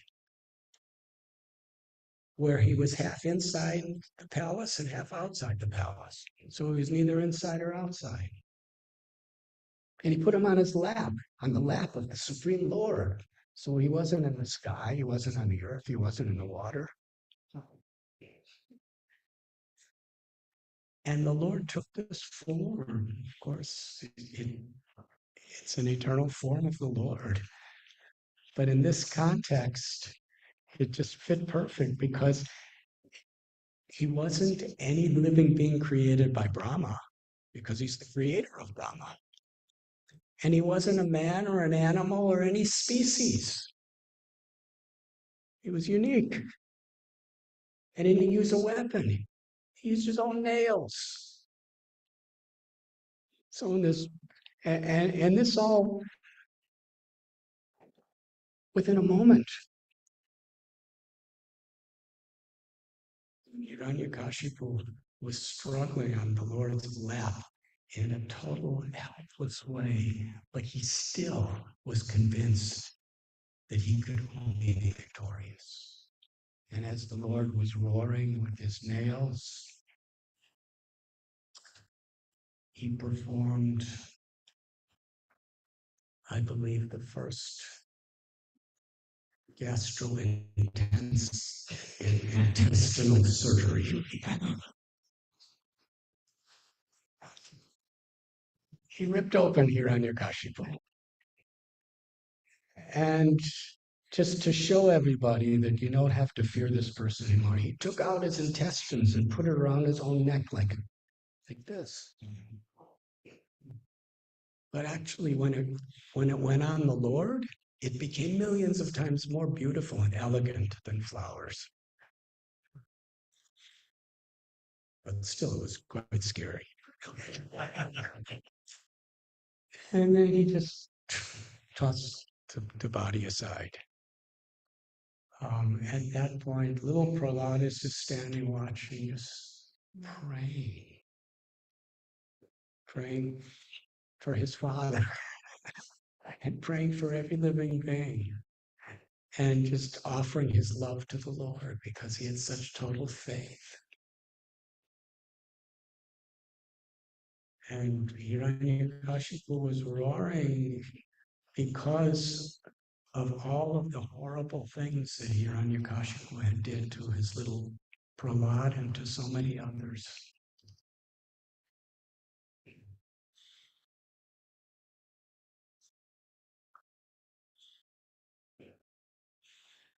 Brahma could not approach Lord Nrsimhadeva. None of the demigods could approach Lord Nrsimhadeva. How to pacify when God is angry like this? They asked Lakshmi, the goddess of fortune, the eternal consort of Vaikuntha, please, your husband. And she said, I've never seen him like this before. Can't go near him. So then Brahma says to little Prahlad, who's just standing, he said, Prahlad, the Lord has incarnated in this way to protect you in his love for you.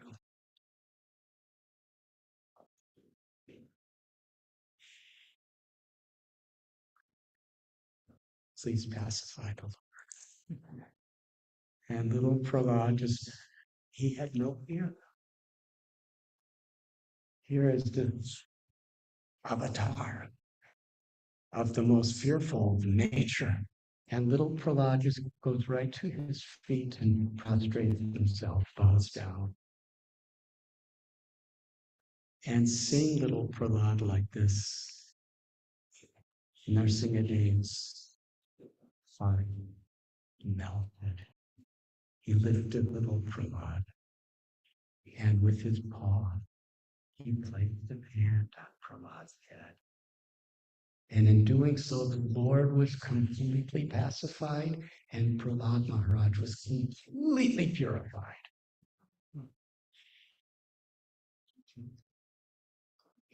highest, most intimate form of liberation was given to him through the touch of the palm of the Lord upon his head.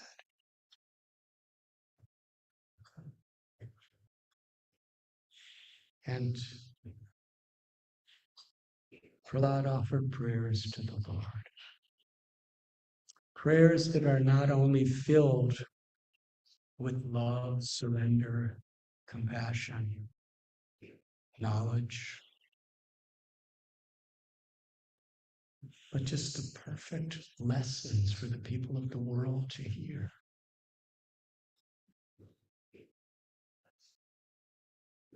He was simply expressing his gratitude and his love for the Lord and revealing the complex and difficult situation people are enduring in this material world. And the only real solution is to take shelter of you, my Lord. And how he lived that. The Supreme Lord, Narasimha, with his awesome voice, he thanked Prahlad. He congratulated Prahlad. He expressed how proud and how grateful was Prahlad and how glorious this little 5-year-old devotee was. And Lord Narasimha said, I am Hiranyakashipu thought he was the Lord. But there he is. I'm actually the Lord. I can give you anything you want. You ask for anything, and I will give to you. Such a lesson. Little Prahlad, he said, "Oh, Supreme Lord of my life, Supreme Lord of all life, if I ask anything in return for my devotion and surrender, then I'm not a devotee. I'm a merchant. I'm a merchant who's selling and expecting something in return.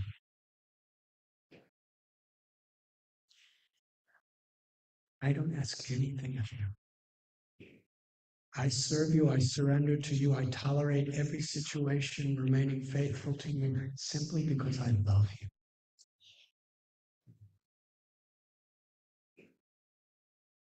Such an example of one of the basic teachings of Srimad Bhagavatam. Savai pong sam paro dharmo yatho bhaktir rokshate. Ohitakiya pradihata yayatma suprasidati.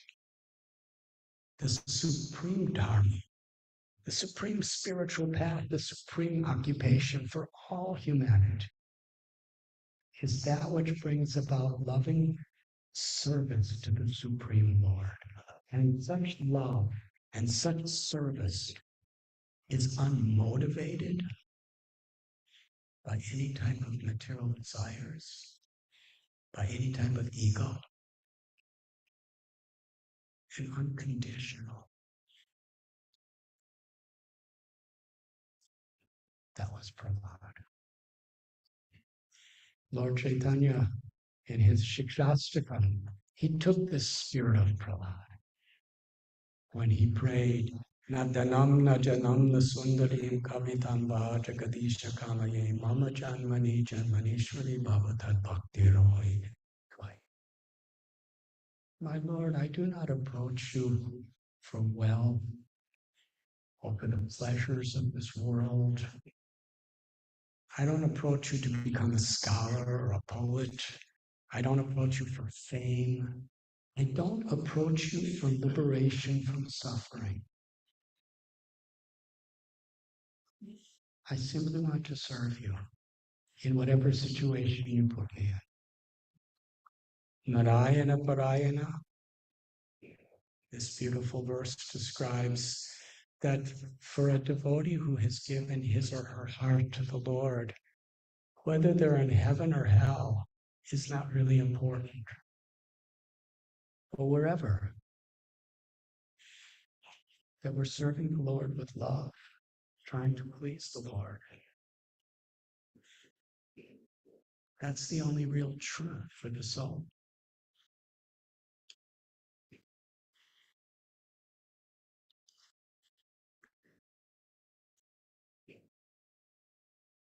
Lord Nrsimhadeva, after hearing that Prahlad didn't want anything, the Lord said, "You're not asking, I'm ordering you to take." If you want to please me, then ask for something. And Prahlad asked that my father, he hurt so many people. And he did so many things against me. There must be such horrible, terrible karmic reactions. If you want to give me anything, forgive my father and give him liberation.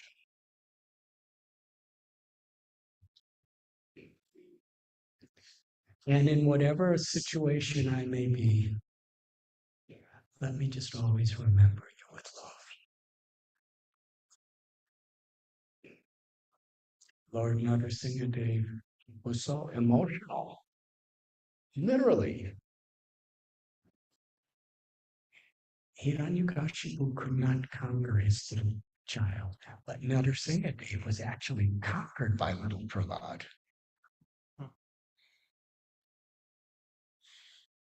He said, because of your love and devotion, or anyone who sincerely surrenders to me, according to your wish, your father's already liberated. And not only that, 21 generations of all your ancestors, I'll give liberation. And I'll give that to all those who sincerely surrender to me for all time to come.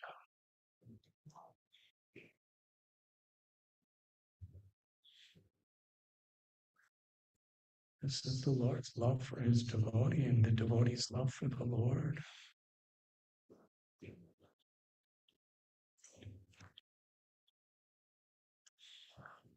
And then Narasimhadeva said, I know you don't want anything of this world, but I want you to sit on your father's throne and be the king. And little Prahlad said, that's what you want. Such surrender. He was willing to die, or he was willing to be the king of the world. But he did it with utter humility because he understood Sarva Lokam Aishwaram. Everything is God's property and everyone is God's child. So I must respect the environment. I must respect nature. I must respect humanity and all living beings as the beloved property of my Lord. And real natural, environmental, ecological well-being in what we call sustainability is only really possible when the ecology of our heart is purified of greed and arrogance. And there's only one thing that can really conquer greed and arrogance. That's love. You can't conquer darkness with darkness. Only light can do that.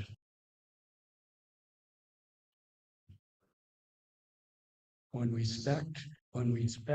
respect every tree and every insect as God's creation, God's property, God's children, then we'll naturally feel a sense of deep responsibility because we care.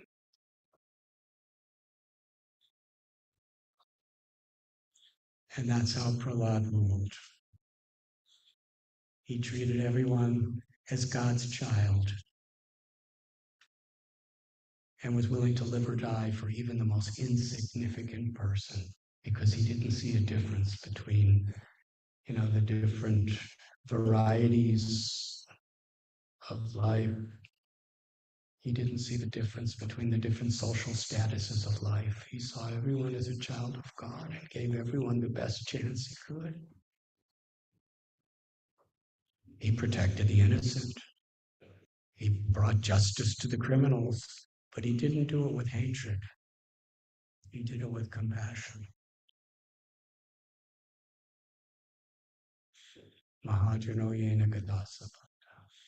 We know very little about the details of Prahlad after he became the unrivaled king for so long. But we know so many details about that time when he was in our predicament, where anything can happen at any time. And in today's world, everything is happening at every time, and we can't be fair weather devotees.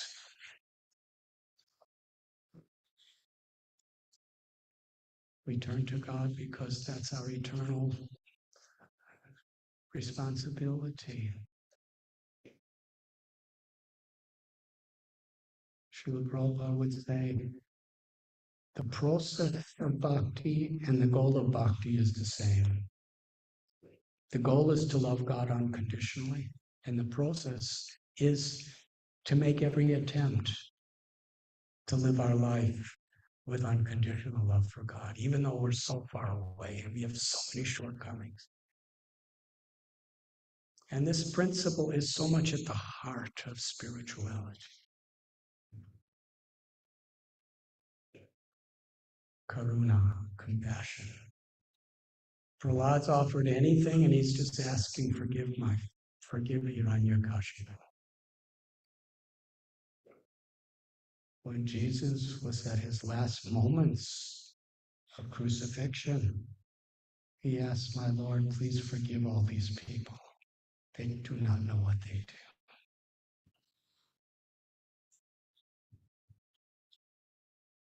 In Lord Chaitanya's pastime, Haridas Thakur was being beaten through 22 marketplaces with so much hate, anger, envy. They were trying to torture him, blaspheme him, and kill him. And the whole time he was praying, my Lord, I'm chanting your name, and if you're pleased with my chanting, please forgive these people and give them the happiness of loving service to you.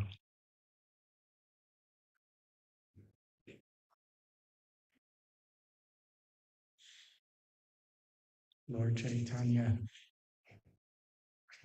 he described that Haridas Thakur, he had the spirit of Prahlad. And here at Gita Nagari, Bhakti Tirtha Maharaj, he saw so much suffering in the world. And he read from Sri Chaitanya Charitamrita, one great devotee named Vasudeva Datta. He prayed to Lord Chaitanya that I cannot tolerate seeing people suffer. You see, when you become liberated, it's not that you transcendental means you just have a stone heart that doesn't care about the suffering of others. Actually, the more you become transcendental, paradukadukhi, the more you feel the pain of others and you feel the happiness of others. But it's transcendental because we're really trying to make a difference to help them from a spiritual perspective by giving them God's shelter.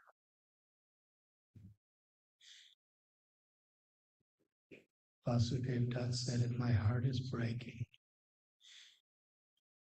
I ask only one thing of you in my life. If you're pleased with my life of devotion, just give me one thing. Let all the karma, all the sins of every living being in the universe fall on my head. let me suffer hellish conditions perpetually on behalf of everyone, and let them all go to the spiritual world and enjoy it.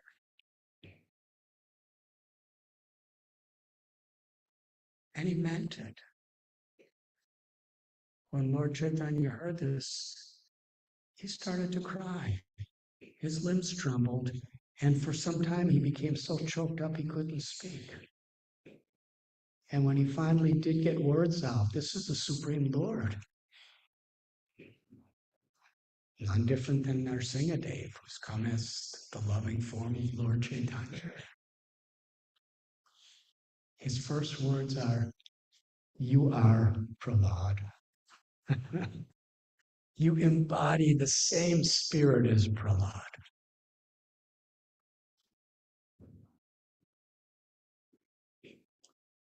And Lord Chaitanya would say on many occasions, my life belongs to Vasudeva Datta. Wherever he gives me, I will go. Wherever he wants to sell me, I am sold. My life belongs to Vasudeva Datta. Because of his compassion.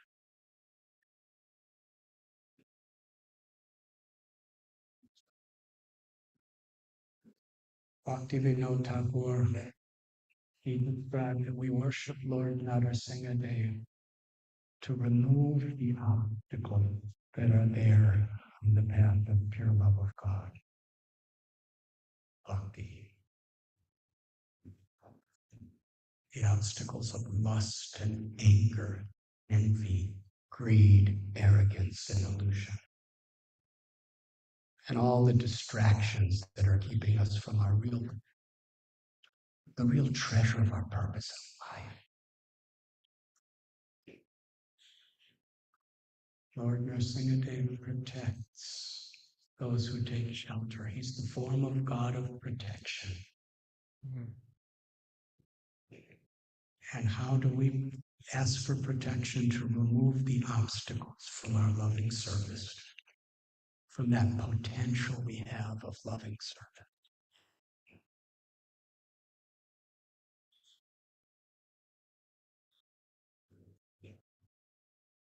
In India, there are many historical, wonderful, incredible temples of Lord Nrsimhadeva, each one with such an amazing history.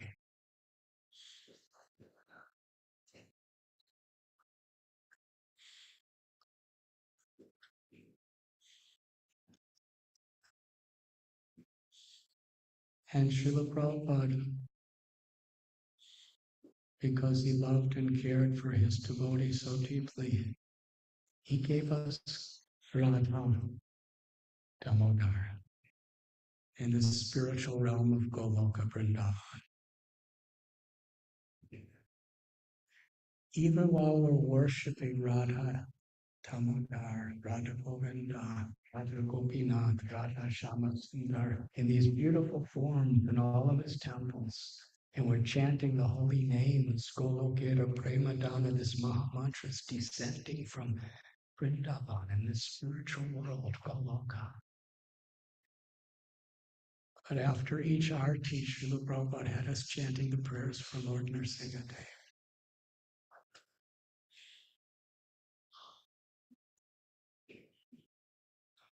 Because Srila Prabhupada, like Prahlad, like Haridas Thakur, like Vasudeva Datta, he was concerned to protect us physically, emotionally, spiritually.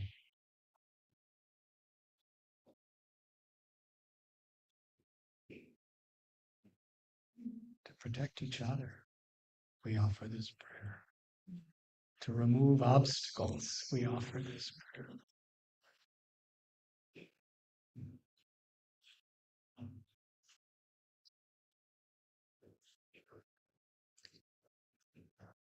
Narada Muni tells the story in the Srimad Bhagavatam. Prahlad told his friends how he learned all these things. That when his father was doing that great yogic austerities, his mother was captured by demigods. And Narada Muni came and said, why are you harming this? Why are you capturing this girl? And they said, because the child within the womb is Hiranyakashipu. We're waiting for it to be born to kill it. And Narada Muni said, that child is a great devotee. Prahlad. Let me bring them to my ashram. And Kayadu, the mother, was serving Narada Muni in so many nice ways. And Narada Muni was instructing. And little Prahlad in the womb could hear everything. And that's where actually he was invested with this knowledge, devotion, and love by associating with the saint. And Prahlad's one of his concluding prayers to Lord Nrsimhadeva was, I'm a most fallen person and I have no proper qualifications. I was born in a very demonic family with very demonic everything around, and I'm so influenced by all these things, and I'm such a fallen person.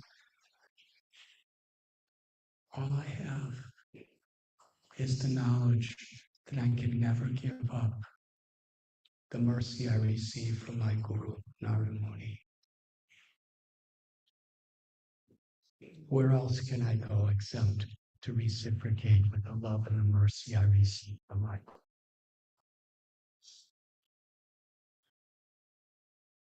Saintly people never think they're great. Saintly people are grateful and humbled by the greatness of others. And that's what opens the doors to realize Krishna in our hearts. So on this day of Narasimha Chaturdasi, let us end by singing the Nrsimha prayers together. And I think there's a wonderful dinner waiting for all of you. Some of you are fasting. So I'll try to make the kirtan fast. And I thank you very, very much.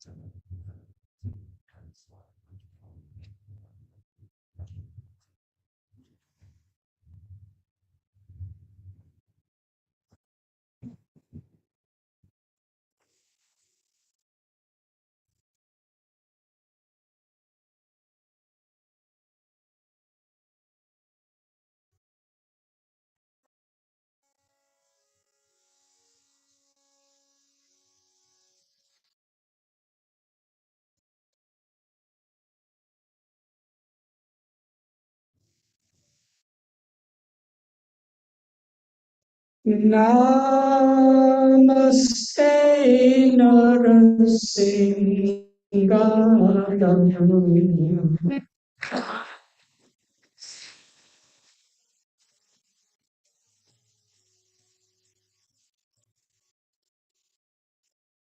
Very loud seeking shelter. What do you feel in Namaste Narasimhadeva.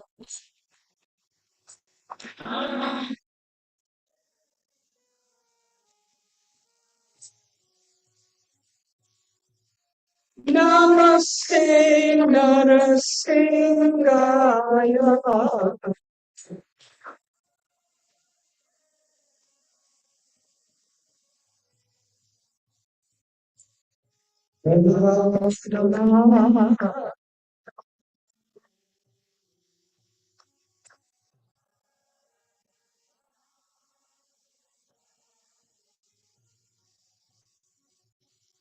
Hiranyakashipu Vaksaya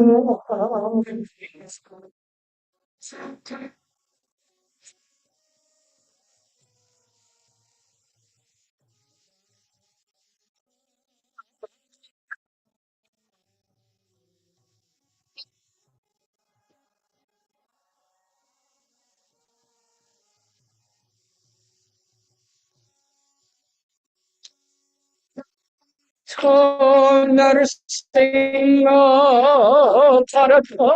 Narasimha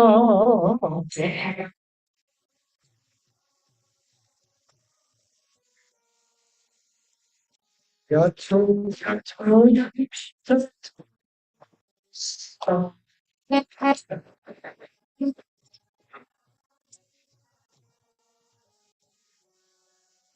I hear Nrsimhadeva Nrsimha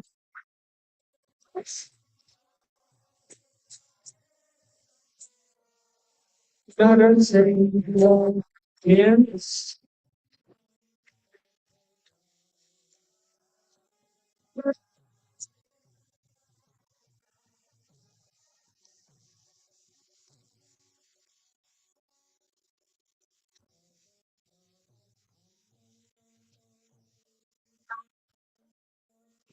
Sri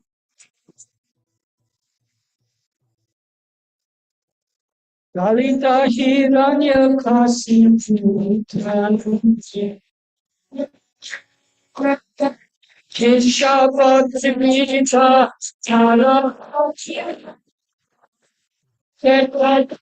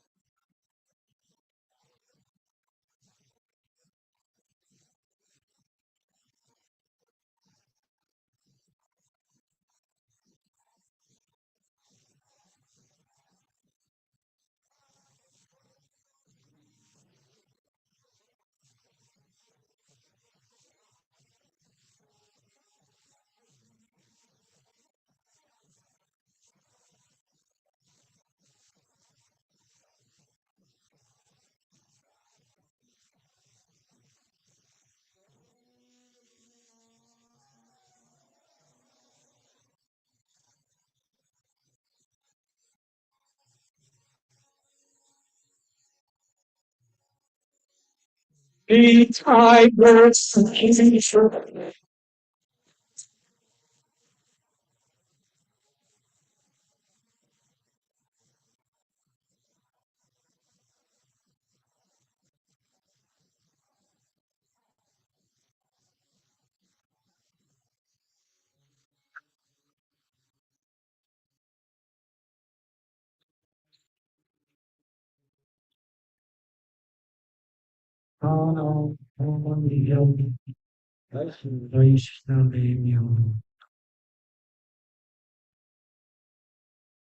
Thank you.